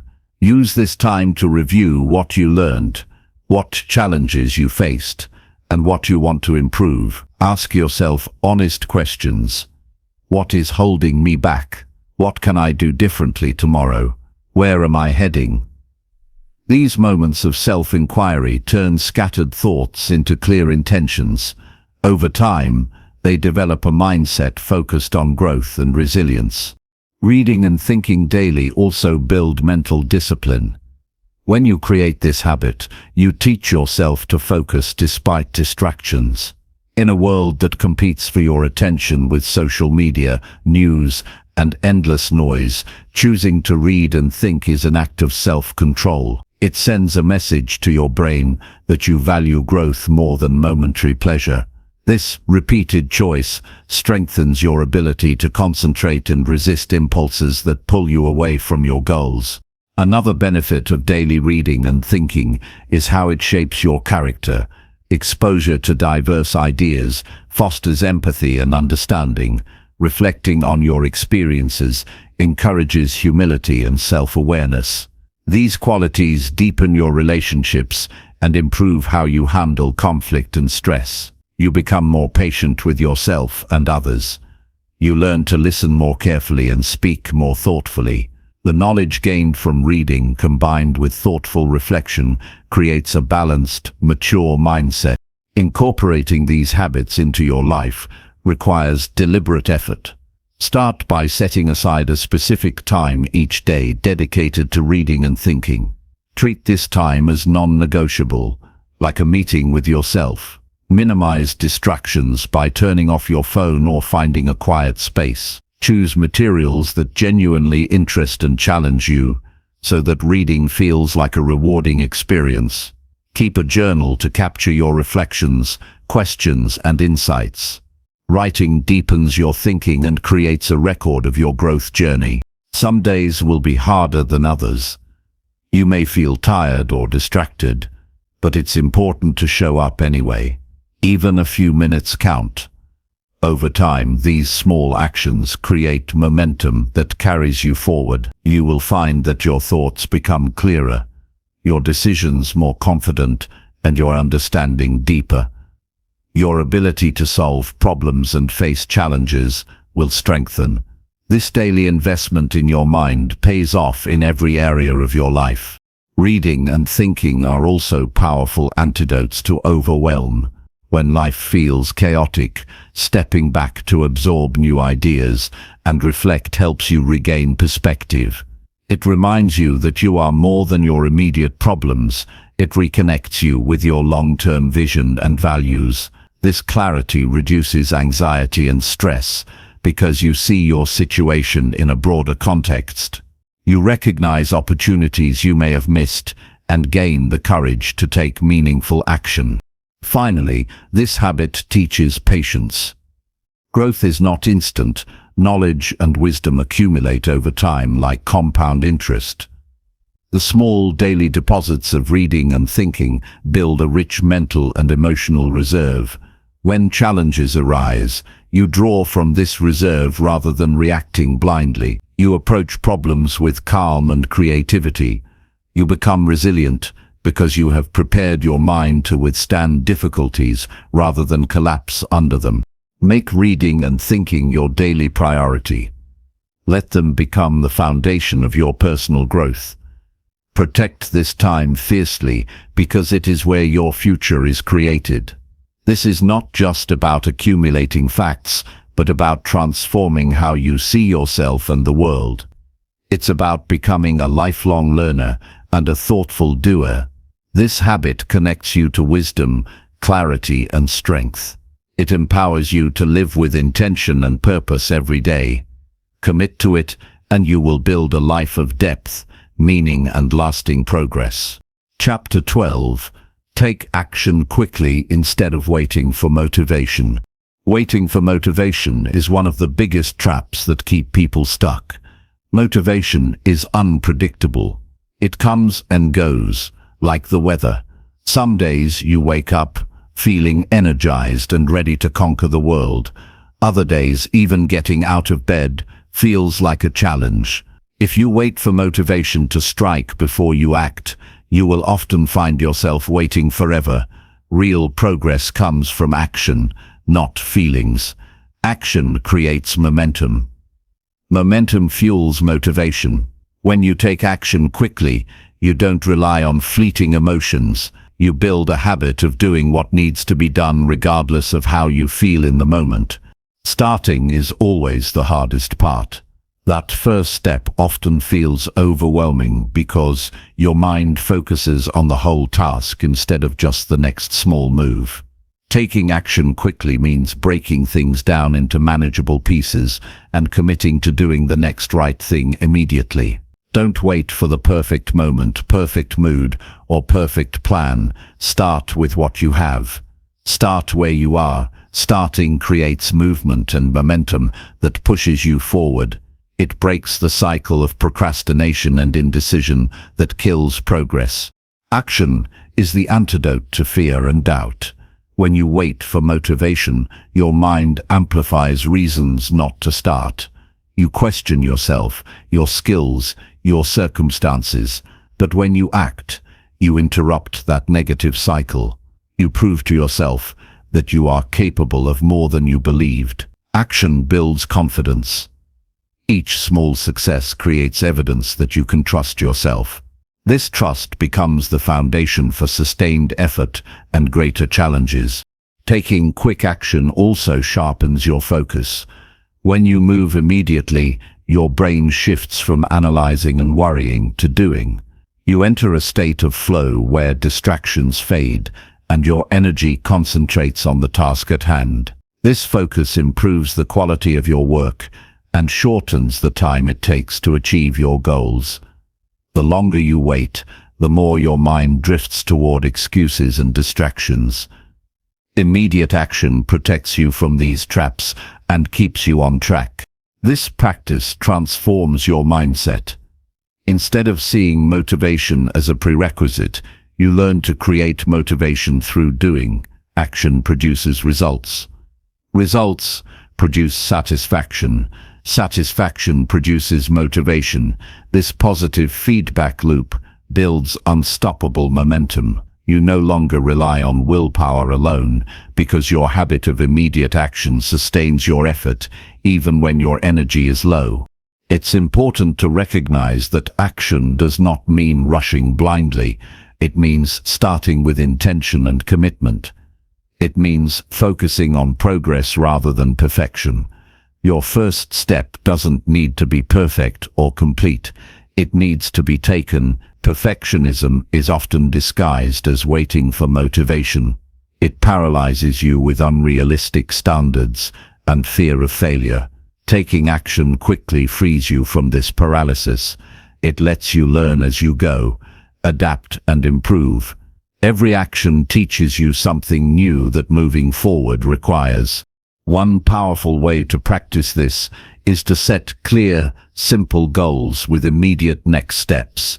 Instead of vague plans like "I want to get fit," decide exactly what you will do today, such as "I will walk for 15 minutes after breakfast." Commit to starting that right now, or as soon as you finish reading. The clarity of a next step eliminates hesitation. When you focus on what's immediately achievable, your brain feels safe to move forward without resistance. Another effective technique is to use a timer or countdown. When you feel stuck, tell yourself you will start in 30 seconds. Count down and begin moving before your mind can invent reasons not to. This simple trick interrupts procrastination by leveraging the brief moment of decision before doubt arrives. Starting even a small action changes your mindset from resistance to engagement. Action builds resilience. When you take steps quickly, you experience challenges and setbacks sooner rather than later. This early feedback lets you adjust your approach, learn from mistakes, and build grit. Waiting for motivation delays this important process and makes obstacles seem bigger and scarier than they really are. The more you act, the more you grow comfortable with discomfort. You become stronger because you practice pushing through resistance instead of avoiding it. You also develop a sense of responsibility when you act quickly. You stop blaming circumstances, others, or lack of motivation for your lack of progress. Instead, you become accountable to yourself. This accountability increases your integrity and self-respect. You build a reputation with yourself for following through. That internal reputation is powerful because it shapes how you show up in every area of life. Taking action quickly rewires your brain to be a doer rather than a thinker stuck in endless planning. Thinking has its place, but overthinking creates doubt and delay. When you act, you provide your brain with clear signals that progress matters more than overanalyzing. This rewiring improves your decision-making and reduces the mental burden of worry and hesitation. It's important to celebrate the small wins that come from taking immediate action. Each step forward is a victory that deserves recognition. Celebrating these moments fuels your motivation and reminds you of your ability to move forward. Don't wait for the big accomplishments to feel successful. Success is built one choice, one action at a time. If you struggle with motivation, change your focus from how you feel to what you do. Feelings follow actions, not the other way around. Commit to acting even when you don't feel like it. Trust that your energy and enthusiasm will grow once you start. This trust grows stronger with experience as you see consistent results from your effort. Surround yourself with people who value action. Influence matters. When you engage with those who take initiative, you are more likely to mirror that behavior. Avoid environments and conversations that reinforce waiting or complaining. Seek communities that encourage moving forward, learning from mistakes and persistent effort. Remember, every day offers opportunities to take action. Don't waste these moments waiting for the perfect mood. Move now. Start small. Build momentum. Keep going.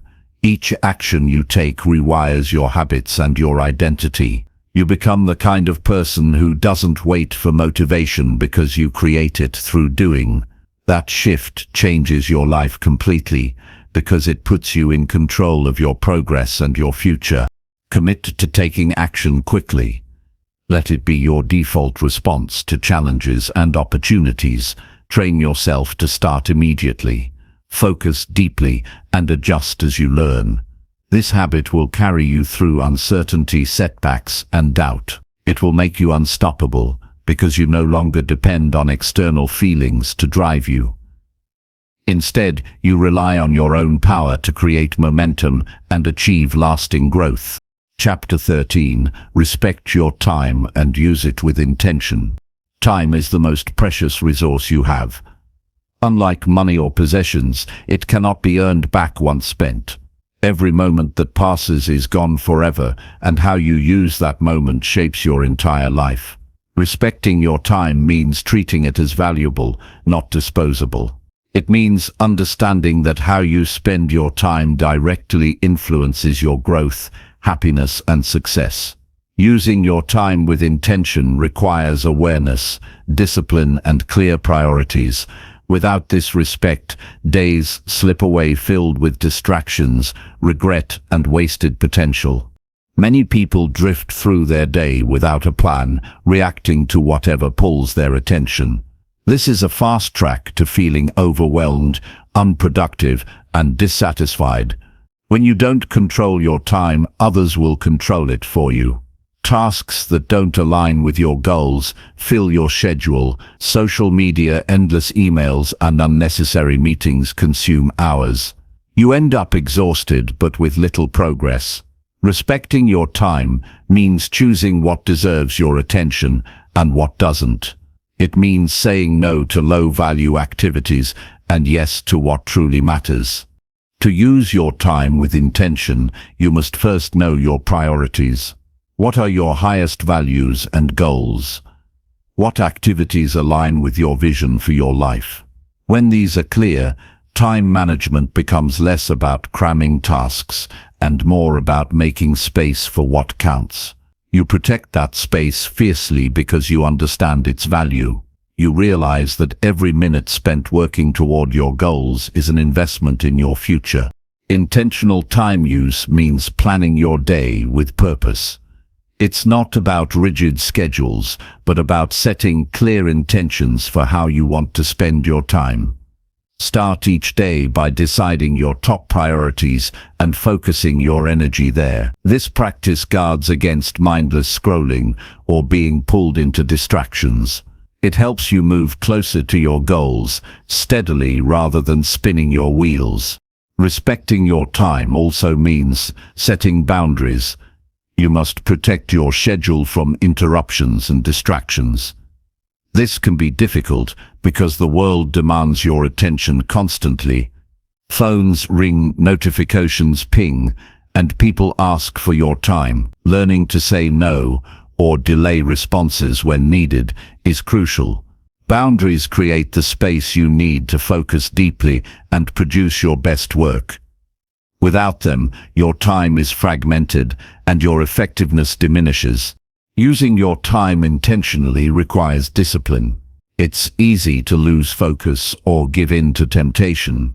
Distractions are designed to grab your attention because they benefit others, not you.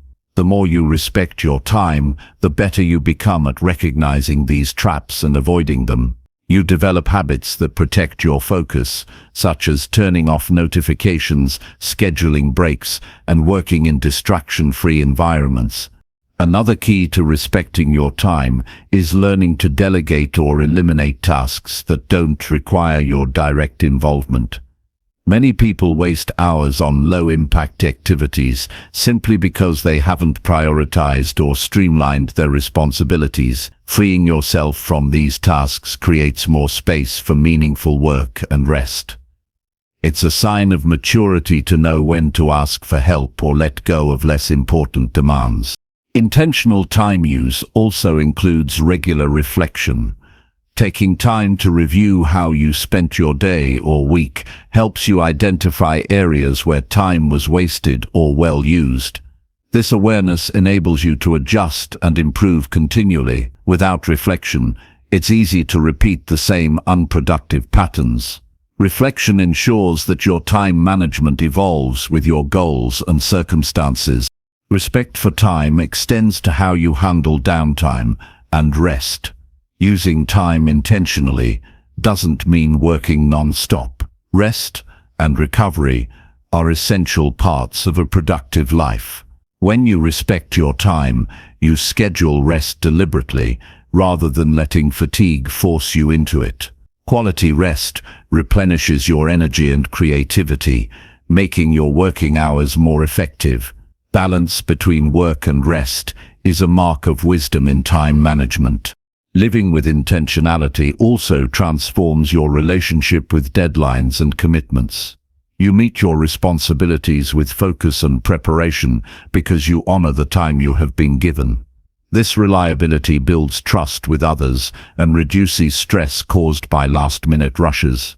When you respect time, you value your word and show respect for others' time as well. Every moment you spend mindful of your time adds up to a life that feels meaningful and productive. The habit of respecting time builds confidence because you see real progress in what matters. It also increases your satisfaction because you control how your life unfolds instead of feeling pushed by circumstances. Time well used creates freedom, the freedom to choose your path and shape your future. Ultimately, respecting your time is an act of self-respect. It means valuing your own life and potential enough to guard the hours you have. It means living consciously rather than on autopilot. It means committing to daily choices that align with your highest goals and deepest values. This commitment shapes your character and builds a foundation for lasting success. Choose each day to treat your time as the treasure it is. Make deliberate decisions about what you allow into your schedule. Protect your focus from distractions and fragmentation. Build habits that support sustained attention and meaningful action. Reflect regularly and adjust as needed. Balance work with rest to maintain energy and clarity. Honor commitments with preparation and respect. This way, you use your time not just to get through the day, but create a life of purpose and impact. Respecting your time is a skill you develop through consistent practice. The more you practice, the more natural it becomes. Soon, intentional time use is no longer a chore, but a way of life. It empowers you to accomplish what matters most without feeling overwhelmed or scattered. It frees you from regret over wasted hours and replaces it with pride in how you live.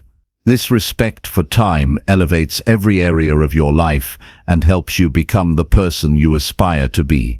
Live today as if you truly value every moment, because you do.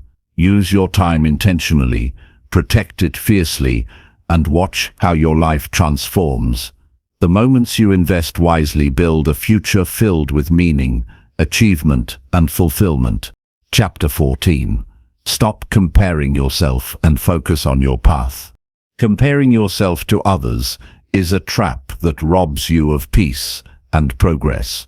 When you focus on what others have or where they are, you lose sight of your unique journey and potential. Every person's path is different, shaped by experiences, values, and timing. Constantly measuring your worth against someone else's achievements only breeds frustration, self-doubt, and distraction.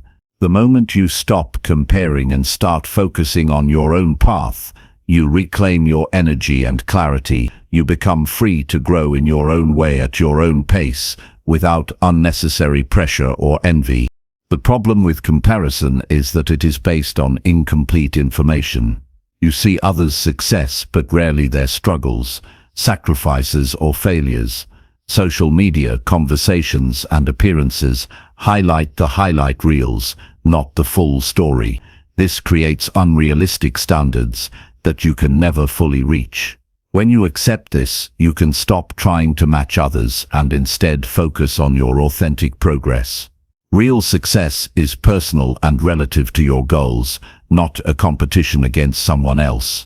Focusing on your path means knowing yourself deeply. It requires identifying what truly matters to you, rather than what society or others tell you to want. When your goals come from your values and passions, motivation becomes internal and sustainable. You no longer chase achievements for approval or comparison, but for fulfillment. This clarity brings peace, because you are no longer caught in a race that drains your spirit, but walking a path that nourishes your soul. Your path is not linear, and it is not perfect. Everyone faces setbacks, detours, and doubts. When you compare, these obstacles can feel like failures. But on your own path, they are necessary lessons and growth points. Embracing your unique journey means accepting imperfection and resilience. It means trusting the timing of your life even when it looks different from others. This trust reduces anxiety and impatience, allowing you to keep moving forward even through challenges. Comparison also wastes energy that you could use for improvement. Instead of envying others or feeling inadequate, channel that energy into your own growth. Set small, achievable goals that reflect your values and strengths. Celebrate your progress, no matter how small, and acknowledge your efforts. This shifts your focus from external validation to internal satisfaction. Growth becomes a personal journey of mastery rather than a contest of status. Building this mindset requires awareness and practice. Notice when you catch yourself comparing and pause. Ask yourself what impact this thought is having on your mood and motivation.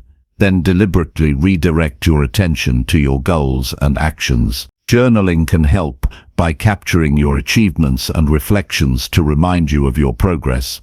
Surround yourself with people who support your growth rather than feed competition. Seek inspiration from others without letting it become a measuring stick. It's also important to practice self-compassion. Comparing often leads to harsh self-judgment. Treat yourself with the same kindness you would offer a friend. Recognize your efforts and progress without demanding perfection. Self-compassion strengthens resilience and keeps you motivated through setbacks. It creates a foundation of self-acceptance that comparison tries to erode. Remember that your worth is not determined by how you rank against others. You are valuable simply because you exist and have unique contributions. When you stop comparing, you allow yourself to shine authentically without trying to fit a mold or meet external expectations. This authenticity attracts genuine connections and opportunities aligned with your true self. Focus on your path by setting clear intentions for what you want to achieve and who you want to become. Create a vision that excites and motivates you. Break this vision into daily actions and habits that move you closer step by step. Let your progress be measured by your own standards and fulfillment. This personalized approach to growth is sustainable and fulfilling. Celebrate the uniqueness of your journey. There is no one else like you. With your combination of talents, experiences, and perspective, your path holds gifts that no comparison can replicate. When you embrace this, you develop confidence and joy in your growth. You become a source of inspiration for others by living authentically rather than chasing someone else's version of success. Stop comparing today. Make a conscious choice to focus your time, energy, and thoughts on your own path. Protect your mental space from distractions and social pressures that invite comparison. Fill your mind with positive affirmations of your worth and progress. Commit to living intentionally and authentically each day. This shift will change how you see yourself and your potential. You will find freedom from envy and frustration. You will find motivation that comes from within. You will find peace in knowing your journey is enough. This freedom fuels creativity, courage, and resilience that comparison can never provide. Your path is your power. Respect it, nurture it, and watch your life transform in ways that comparison never could. Chapter 15. Listen more than you speak in every conversation.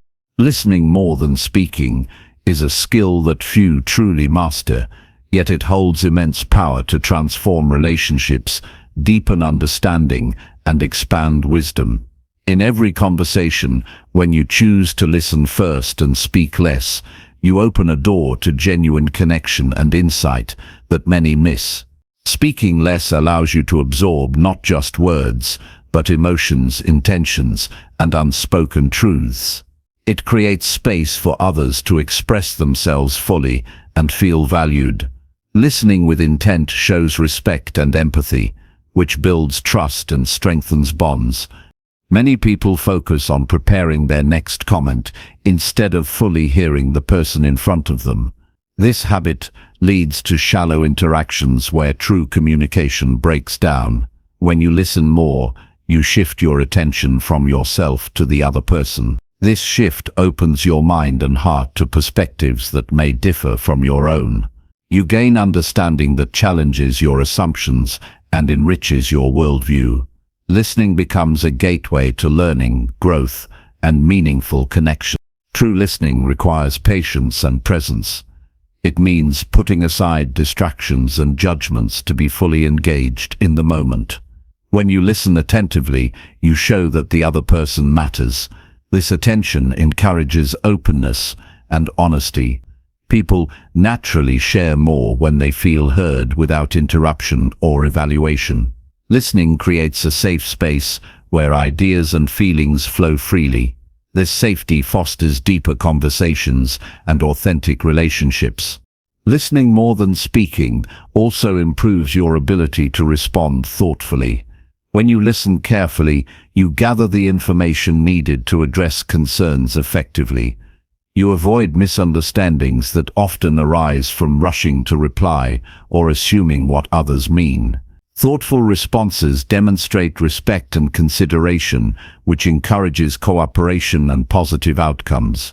In contrast, talking more than listening can lead to conflict, miscommunication, and missed opportunities. Cultivating this habit requires humility. It means acknowledging that you do not have all the answers and that others' perspectives are valuable. Listening invites you to learn rather than teach. This openness enhances your wisdom and adaptability. The more you listen, the more you discover about human nature, motivations, and complexities. This understanding makes you a better friend, colleague, leader, and partner. Listening also reveals subtleties beyond words. Tone of voice, body language, and pauses carry meaning that enrich communication. When you pay attention to these cues, you perceive feelings and intentions that might be hidden. This sensitivity deepens empathy and emotional intelligence. It helps you respond, not just logically, but compassionately. People sense this empathy and feel genuinely understood, which strengthens trust and rapport. Another benefit of listening more is the ability to learn from silence. In conversations, silence often feels uncomfortable, prompting people to fill the gap with words. Yet silence allows thoughts to settle and meaning to emerge. When you resist the urge to speak immediately, you give yourself and others space to process. This pause can lead to clearer insights and more meaningful dialogue. Listening to silence becomes a tool for deeper reflection and connection. Listening enhances your self-awareness as well. By focusing on others' words and feelings, you become more aware of your own reactions, biases, and assumptions. This awareness enables you to manage your responses with greater control and kindness. You learn when to speak and when to hold back. You develop emotional regulation that prevents conflicts and fosters harmony. Listening helps you become a calmer, more centered presence in any interaction. This practice strengthens leadership qualities. Leaders who listen well inspire loyalty and respect. They gather diverse viewpoints before making decisions, which leads to better outcomes. Listening leaders empower others by valuing their input and creating inclusive environments. They build teams that trust and support one another. The power of listening in leadership lies in its ability to unite people around shared goals and values. Listening more than speaking requires intentional effort in today's fast-paced world. Distractions, social media, and multitasking pull your attention away from true engagement. To counter this, commit to being fully present in every conversation. Put away devices and focus solely on the person before you. Practice mindfulness to train your attention. Remind yourself that listening is a gift you give and receive. It also means resisting the temptation to dominate discussions or interrupt. Allow others to finish their thoughts without jumping in. Ask open-ended questions that encourage deeper sharing rather than steering the conversation toward your agenda. Paraphrase and summarize what you hear to confirm understanding. These techniques demonstrate respect and ensure clarity. Listening more than speaking transforms how you relate to others and yourself. It creates a foundation of trust, respect, and empathy that enriches every interaction. You become a better learner, thinker, and communicator.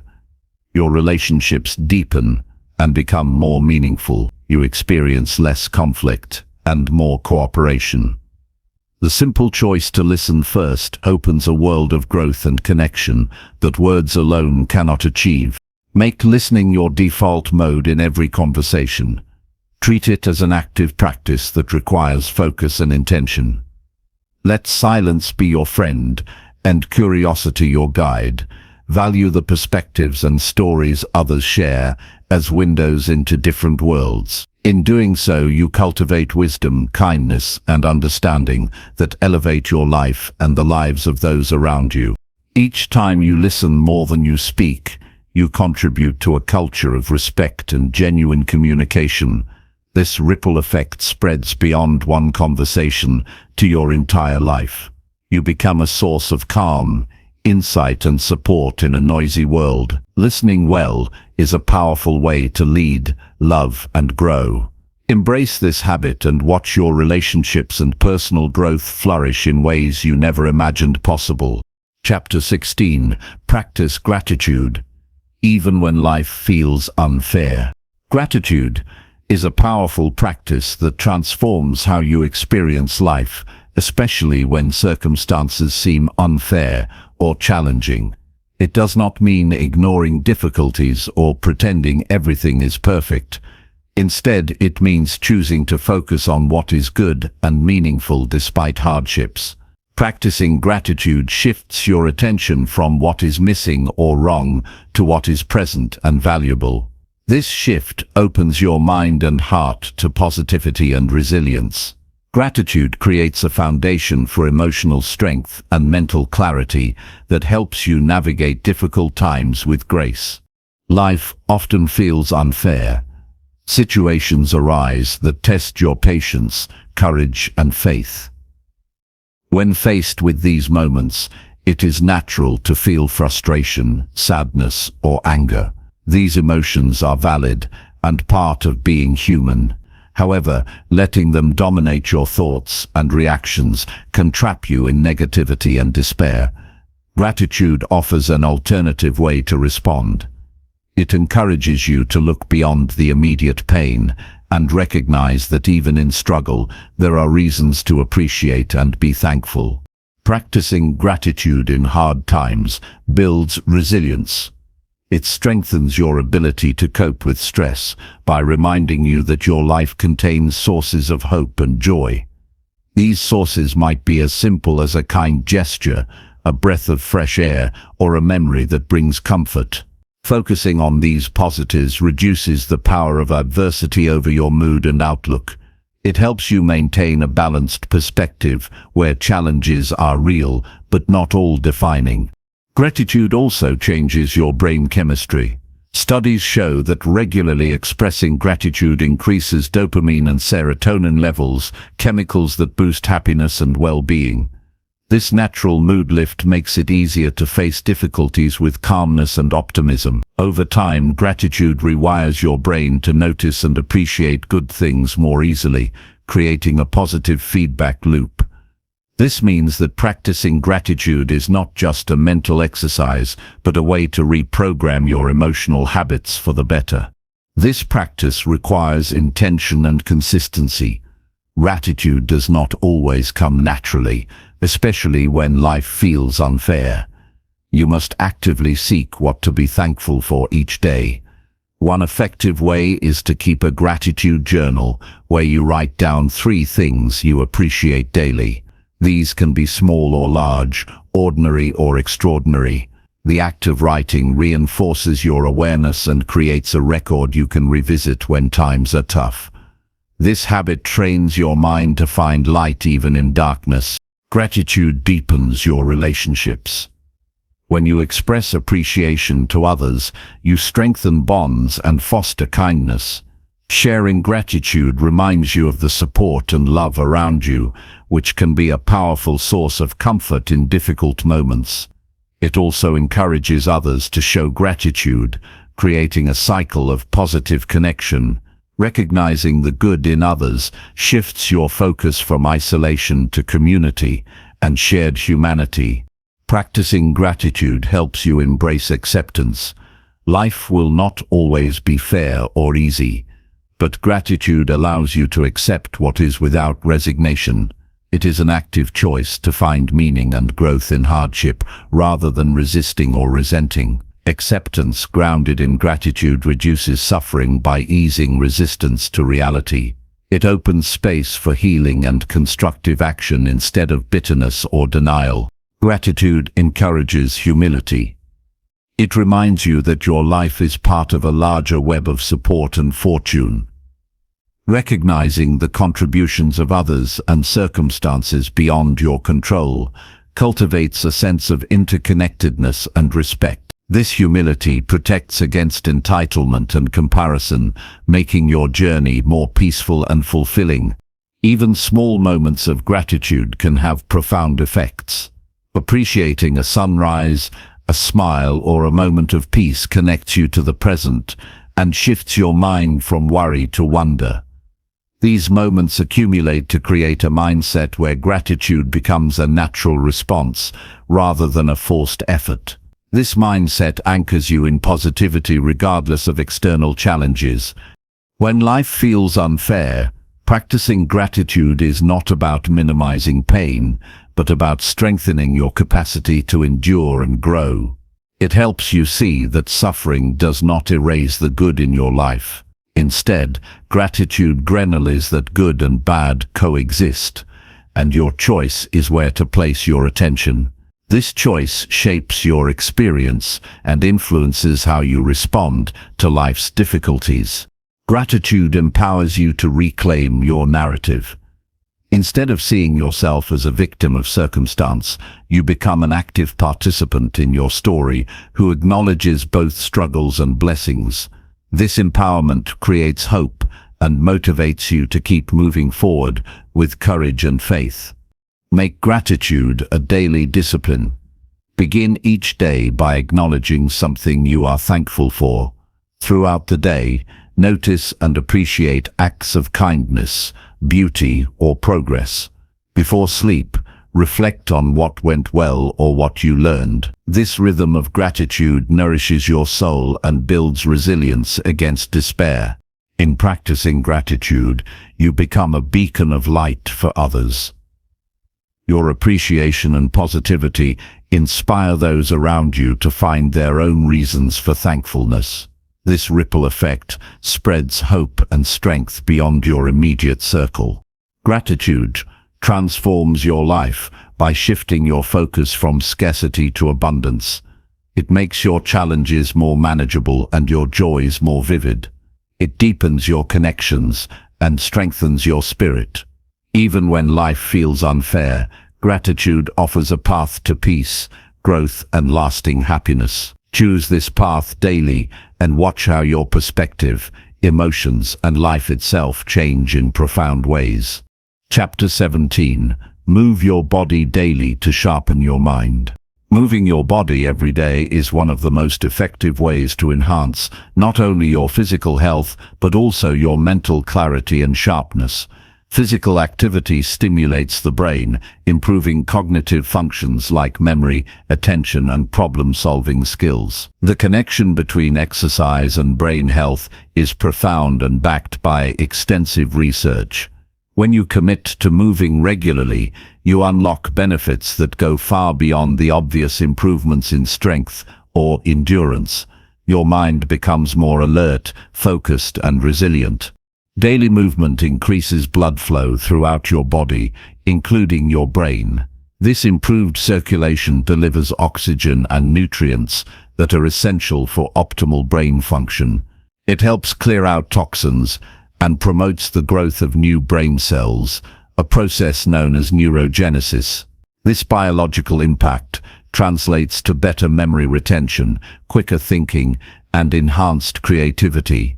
Moving your body regularly sets the stage for a sharper, more agile mind. Exercise also stimulates the release of neurotransmitters such as dopamine and serotonin, which regulate mood and motivation.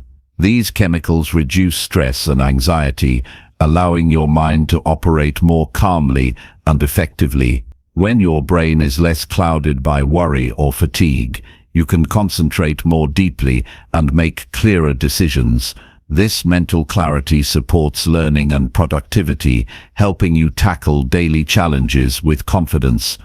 Consistent physical activity builds resilience to mental fatigue. Just as your muscles get stronger with use, your brain becomes more capable of sustained focus and endurance through regular movement.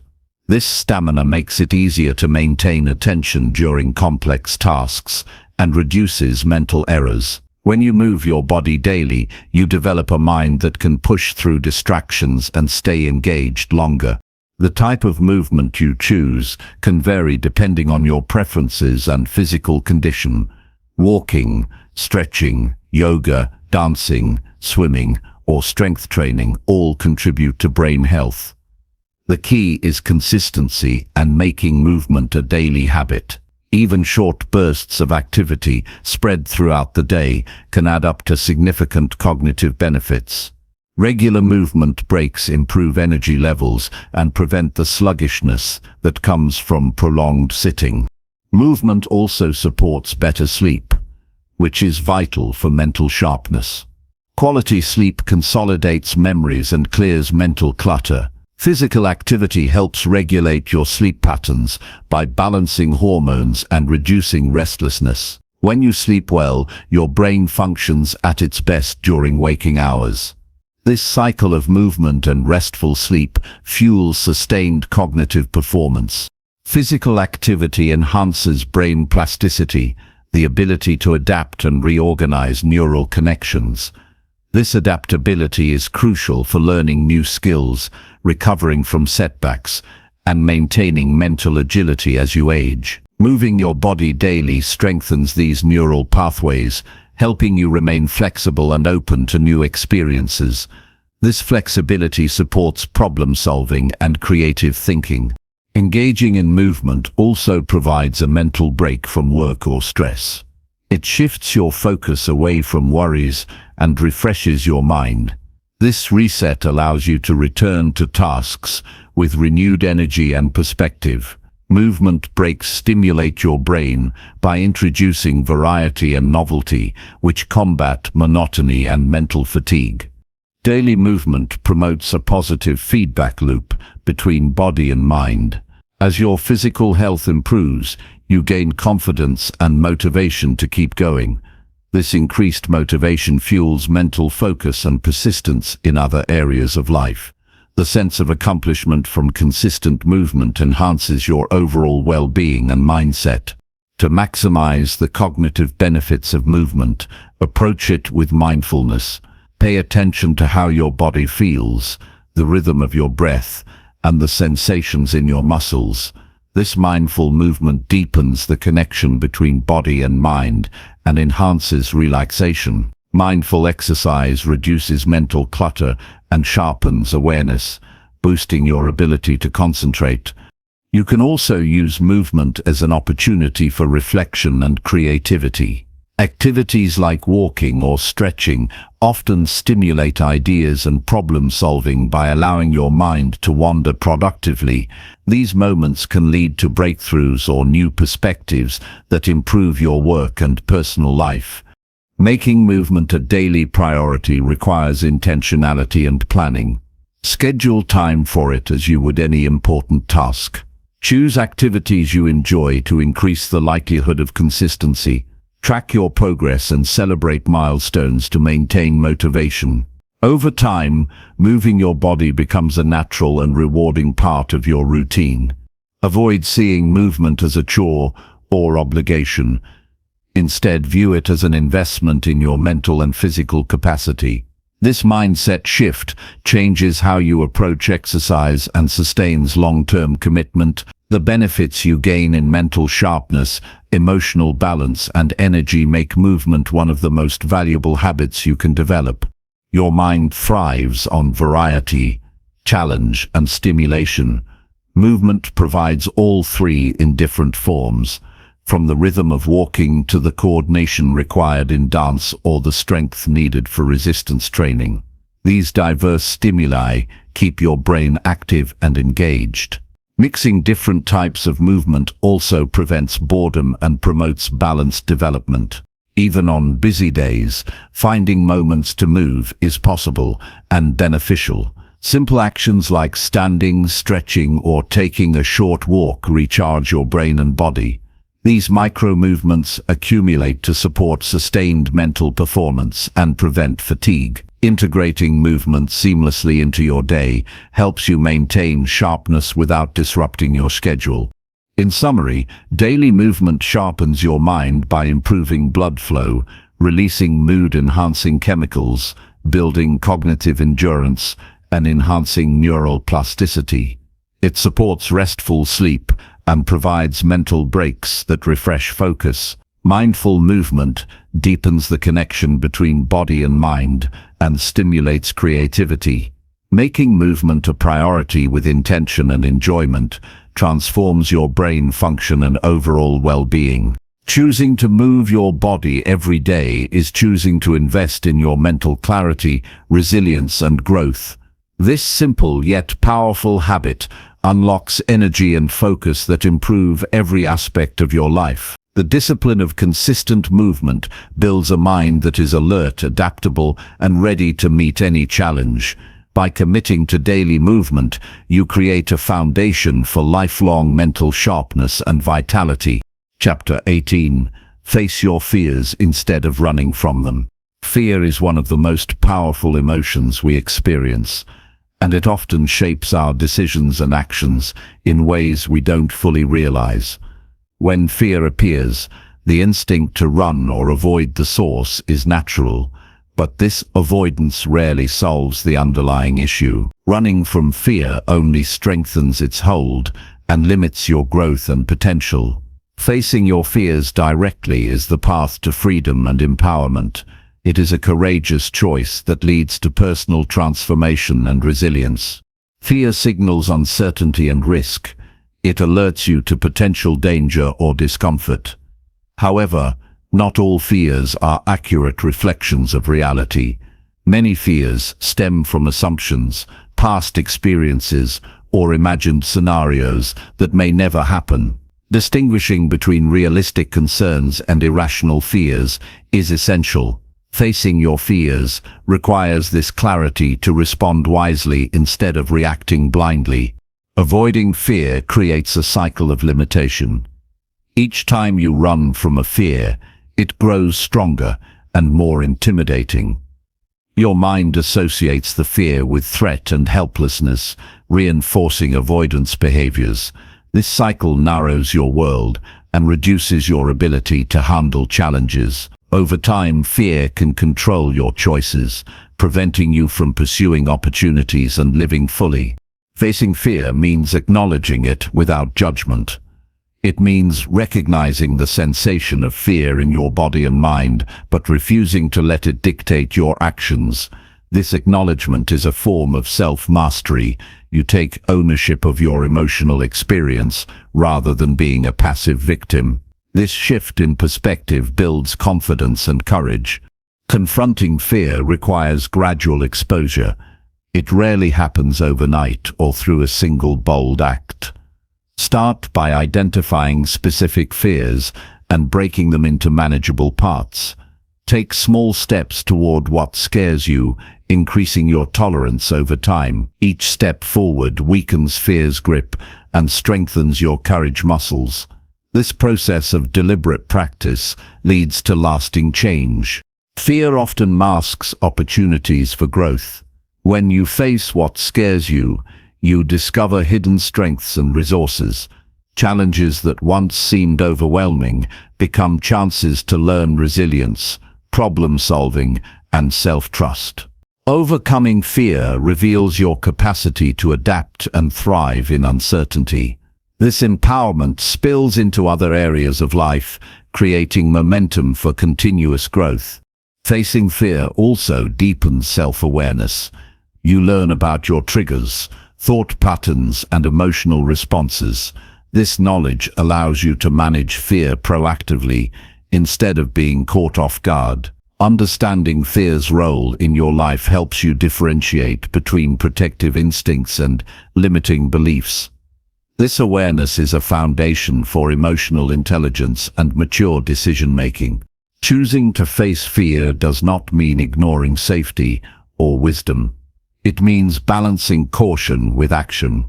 Assess risks realistically and prepare accordingly. Courage is not reckless bravery, but thoughtful persistence. This balanced approach prevents unnecessary harm while expanding your comfort zone. Facing fear with wisdom leads to sustainable progress and confidence. Facing fear strengthens your resilience. Each encounter with fear that you manage successfully builds emotional stamina. You develop a mindset that views challenges as manageable rather than threatening. This mindset makes you more adaptable and less reactive to stress. Resilience gained from facing fear supports mental health and overall well-being. Fear can be transformed into motivation. When you shift your perspective, fear signals areas for growth and opportunity. Use fear as a compass guiding you toward what matters most. Let fear inspire action rather than paralysis. This transformation turns a negative force into a catalyst for positive change. Facing fear improves your relationships. Fear often isolates because it encourages secrecy or avoidance. When you confront fear openly, you model vulnerability and courage. This openness invites connection and support from others.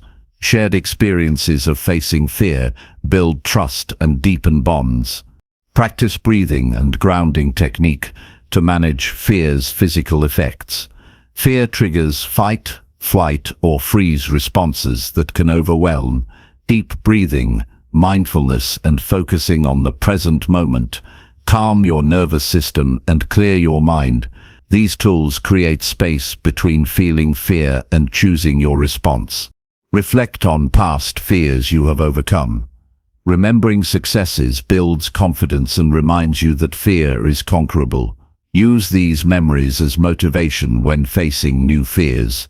This perspective reinforces a growth mindset that embraces challenges as part of life's journey. Surround yourself with supportive people who encourage facing fear. Isolation increases anxiety and avoidance. Trusted friends, mentors, or coaches provide perspective, encouragement, and accountability. Their support makes the process less daunting and more achievable. Accept that fear may never fully disappear. The goal is not to eliminate fear, but to live despite it. Courage is acting in the presence of fear, not the absence. This acceptance reduces frustration and self-criticism, fostering patience and compassion toward yourself. Facing fear enriches your life by expanding your horizons. It opens doors to experiences, relationships, and achievements that fear would otherwise block. Living courageously leads to greater freedom, satisfaction, and self-respect. This expansion creates a life aligned with your true potential and values. Commit to facing your fears regularly. Make it a lifelong practice that grows your courage and wisdom. Each encounter with fear is a step toward mastery of yourself and your life. This commitment transforms fear from a barrier into a bridge to growth. In every moment of fear, remember you have the power to choose. You can choose to run or to face. Choosing to face fear builds strength, insight, and freedom. This choice shapes your character and your destiny. Embrace fear as a teacher rather than an enemy. Learn what it reveals about your values and desires. Use its lessons to guide your growth and decisions. This respectful relationship with fear empowers you to live fully and fearlessly. Facing fear is a transformative act of self-respect. It honors your potential and affirms your commitment to your growth. It frees you from the chains of avoidance and opens your path to courage, resilience, and fulfillment. Choose this path daily and watch your life expand beyond limitations once set by fear. Chapter 19. Invest in skills that make you independent. Investing in skills that foster independence is one of the most valuable decisions you can make in life. Independence creates freedom and confidence, allowing you to navigate challenges and opportunities on your own terms. Building practical skills that reduce reliance on others empowers you to take control of your destiny. This investment pays dividends over time by increasing your self-sufficiency and resilience in an unpredictable world. The first step toward independence is identifying skills that provide direct and immediate value. These are skills that help you solve everyday problems, manage your resources wisely, and make informed decisions. Financial literacy, basic home repairs, cooking, communication, and critical thinking are examples of such skills. Mastering these areas equips you to handle life's demands without unnecessary dependence on others. This autonomy reduces stress and increases your ability to respond effectively to change. Developing skills requires focused effort and consistent practice. It is not enough to simply learn theoretically. You must apply knowledge regularly to build confidence and competence. Setting specific goals for skill acquisition helps maintain motivation and track progress. Break complex skills into smaller, manageable parts and practice them repeatedly. This disciplined approach accelerates mastery and reinforces your sense of independence. Skill investment also means embracing a growth mindset. Accept that learning new abilities can be challenging and that mistakes are part of the process.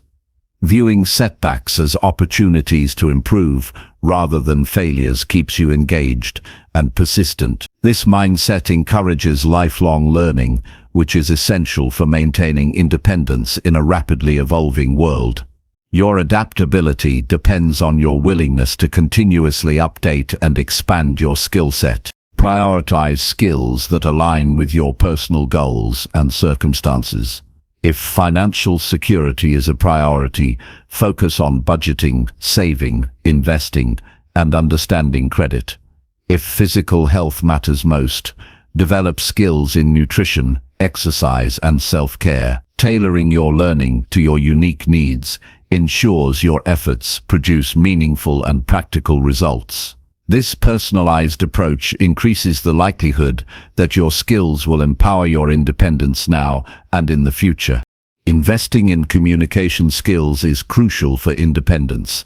Clear and confident communication helps you advocate for yourself, negotiate effectively, and build strong relationships. These abilities reduce misunderstandings and increase your influence in personal and professional settings. Communication skills open doors to opportunities and support networks that further your independence. Practicing active listening, assertiveness, and empathy enhances these skills and deepens your connections. Technology skills are increasingly important for independence. In a digital world, understanding how to use essential tools, manage online security, and access information safely expands your ability to work, learn, and connect without reliance on others. Digital literacy reduces vulnerability and increases efficiency. Staying current with technology ensures you remain capable of navigating modern life's demands independently. Time management is another vital skill for self-sufficiency. Organizing your schedule, setting priorities, and avoiding procrastination enable you to accomplish tasks efficiently. Effective time management reduces stress and creates space for learning and growth. Mastering this skill helps you balance responsibilities and pursue personal interests without feeling overwhelmed. This balance is foundational to living an independent and fulfilling life. Financial independence is a cornerstone of overall self-reliance. Learning how to manage money wisely protects you from economic instability and empowers your choices. Understanding income, expenses, debts, and investments gives you control over your financial future. Building savings and emergency funds provides security that frees you from dependence on others during crises. Financial independence allows you to pursue opportunities aligned with your values rather than immediate necessity. Problem-solving skills enhance your ability to handle unexpected situations independently. Developing critical thinking, creativity, and resourcefulness equips you to find solutions without external help. These skills improve decision-making and reduce anxiety when facing challenges. Practicing problem-solving in everyday situations builds confidence and prepares you for more complex issues. Independence grows as you trust your judgment and capabilities. Self-care skills support your physical and mental well-being, essential for sustaining independence. Knowing how to maintain health through nutrition, exercise, sleep, and stress management ensures you can care for yourself without excessive reliance on others. Mental health skills, including mindfulness and emotional regulation, increase resilience and improve decision-making. Prioritizing self-care fosters a stable foundation from which independence can flourish. Building independence through skill investment requires a commitment to ongoing learning. Life's demands change, and new skills become necessary. Regularly assess your abilities and seek opportunities to learn and grow. This proactive approach prevents stagnation and keeps you prepared for future challenges. A lifelong learner embraces change and views skill development as a continuous journey rather than a one-time goal. Seek resources and mentors to support your skill acquisition. Books, courses, workshops, and online platforms offer valuable knowledge and practice opportunities. Mentors provide guidance, feedback, and encouragement, accelerating your growth. Surrounding yourself with supportive people who value independence strengthens your resolve and provides practical assistance when needed. Avoid waiting for perfect conditions or external motivation to start investing in skills. Taking small, consistent steps today builds momentum and creates lasting habits. Progress compounds over time, and each new skill contributes to a broader foundation of independence. Patience and persistence are key to sustaining your efforts and achieving meaningful results. Embrace challenges as opportunities to expand your independence.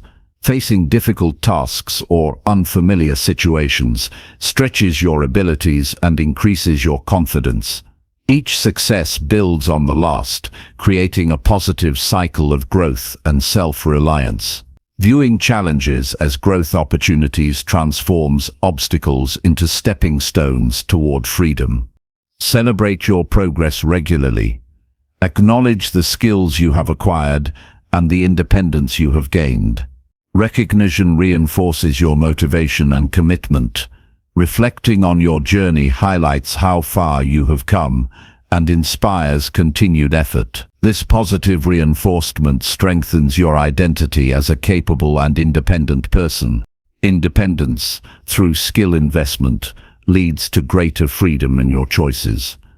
You can pursue passions, career changes, or personal goals with less fear and more confidence.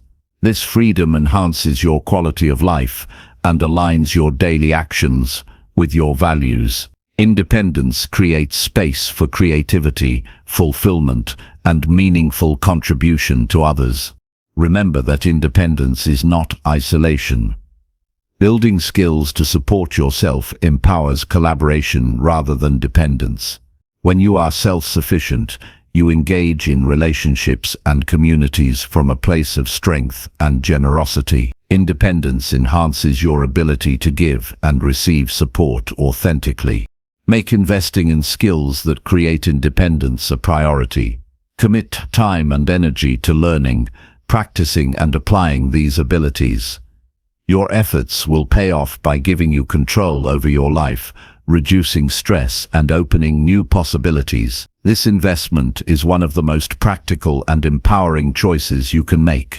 By focusing on skills that make you independent now, you lay a foundation for lifelong self-reliance and growth. This foundation supports you through life's uncertainties and enables you to live with confidence and purpose. The freedom that comes from independence allows you to shape your life according to your vision and values.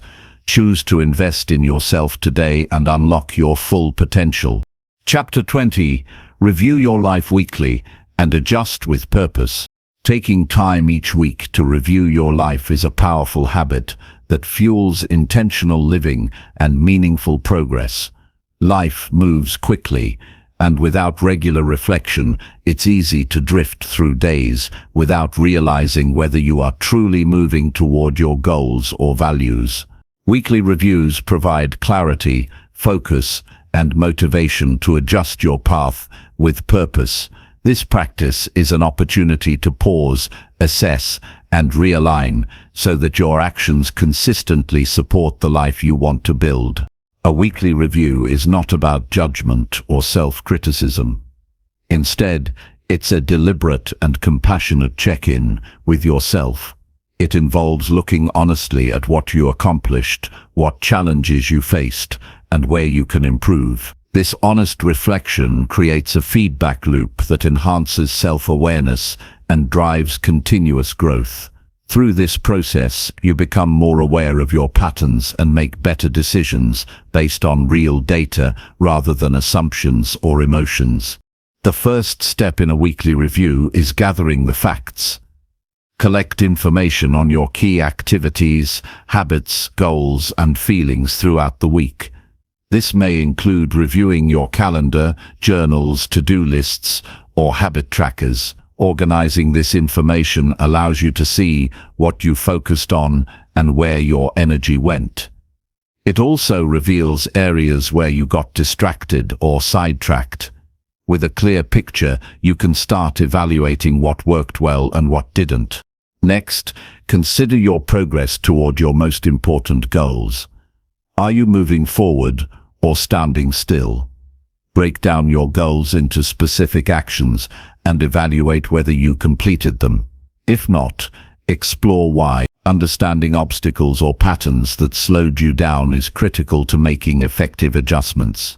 This step helps you maintain accountability yourself and ensures your efforts align with your priorities. It's equally important to celebrate successes and strengths. Recognizing what you did well builds motivation and confidence. Even small wins contribute to momentum and encourage you to keep going. Celebrations remind you that growth is a journey with ups and downs, and every step forward matters. This positive reinforcement nurtures a resilient mindset that views challenges as temporary and progress as inevitable. During your review, reflect on your emotions and energy levels. How did you feel during different activities or interactions? What drained you and what energized you? This awareness helps you understand how your choices affect your well-being and productivity. It also guides you to prioritize activities that support your energy and happiness. Managing your emotional and physical state is essential for sustained performance and satisfaction. After reflection, create a clear plan for the upcoming week. Set specific, realistic goals and outline the steps you will take. Prioritize tasks that align with your values and long-term vision. This planning gives your week structure and intention, reducing stress and overwhelm. When you have a roadmap, it's easier to stay focused and avoid distractions. Your plan becomes a commitment to yourself and your growth. Adjustments are a natural part of the process. If something isn't working, change it. This might mean shifting priorities, adopting new habits, or letting go of unproductive commitments. Flexibility and willingness to adapt keep you aligned with your evolving needs and circumstances. The goal is continuous improvement, not perfection. Embrace experimentation and learning through trial and error. Weekly reviews improve decision-making by providing clarity and perspective. Instead of reacting impulsively, you respond thoughtfully based on reflection. This habit strengthens your ability to make intentional choices that support your well-being and goals. Over time, this disciplined approach transforms your life from one of reactivity to one of purpose-driven action. Make your weekly review a consistent ritual. Choose a specific day and time that works best for you and stick to it. Creating a routine builds discipline and ensures this important practice doesn't get overlooked. Treat it as a valuable appointment with yourself that supports your growth and happiness. Consistency increases the effectiveness of your reviews and deepens your self-knowledge. Keep your review process simple and focused. Avoid overcomplicating it with excessive data or analysis. Use tools that suit your style, whether a journal, app, or checklist. The key is to make it sustainable and enjoyable so that you look forward to it rather than dread it. This positive attitude enhances the quality of your reflection and planning. Incorporate questions that prompt meaningful insight during your review. Ask what you learned, what you would do differently, and what you are grateful for. These questions encourage deeper thinking and help you identify lessons that fuel growth. They also cultivate gratitude and a positive mindset, which balance honesty with kindness toward yourself. Use your weekly reviews to reconnect with your core values and purpose. Check whether your actions align with what truly matters to you. If not, explore how to bring your daily life closer to your authentic self. This alignment increases fulfillment and motivation, making your efforts feel meaningful rather than burdensome. Living according to your values is a foundation for lasting happiness. Sharing your review process with a trusted friend, coach, or mentor can enhance accountability and insight. External perspectives offer feedback and encouragement that deepen your understanding. Discussing your reflections also builds connection and support, which are vital for sustained growth. You don't have to do this alone. Collaboration enriches the journey. Reviewing your setbacks with curiosity rather than blame fosters resilience. Every challenge is an opportunity to learn and improve. Shifting your mindset in this way reduces fear of failure and encourages bold action. This mindset creates a safe space for experimentation and innovation in your personal growth. As you practice weekly reviews, you develop a stronger sense of control over your life. You become the driver of your journey rather than a passenger. This empowerment enhances confidence and reduces anxiety about the future. You trust yourself to navigate challenges and seize opportunities. In time, weekly reviews become a habit of self-leadership. You learn to guide your actions and decisions with wisdom and intentionality. This leadership applies to all areas of life, from work to relationships to health. Developing this skill creates a foundation for continuous personal and professional growth. Remember that life is dynamic, and your plans will evolve. Weekly reviews help you stay flexible and responsive to change without losing sight of your goals. This balance of stability and adaptability supports long-term success and satisfaction. You build a life that is both purposeful and resilient. The commitment to review your life weekly is a commitment to yourself and your future. It honors your desire for growth, clarity, and fulfillment. By dedicating this time regularly, you build a habit that shapes your life trajectory positively. This simple practice becomes a cornerstone of your self-improvement journey. Approach each weekly review with honesty, kindness, and curiosity. These qualities create a supportive environment for deep reflection and meaningful adjustment.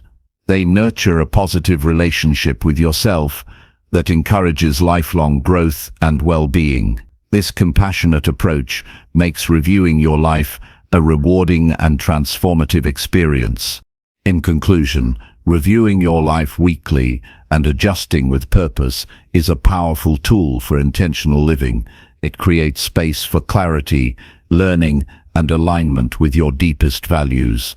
This habit strengthens your ability to lead yourself effectively and build a fulfilling life. Making this practice a priority unlocks ongoing growth and success. The time you invest in reflection and planning returns multiplied through improved decisions and purposeful action. Commit to this weekly ritual and watch your life transform with clarity and direction.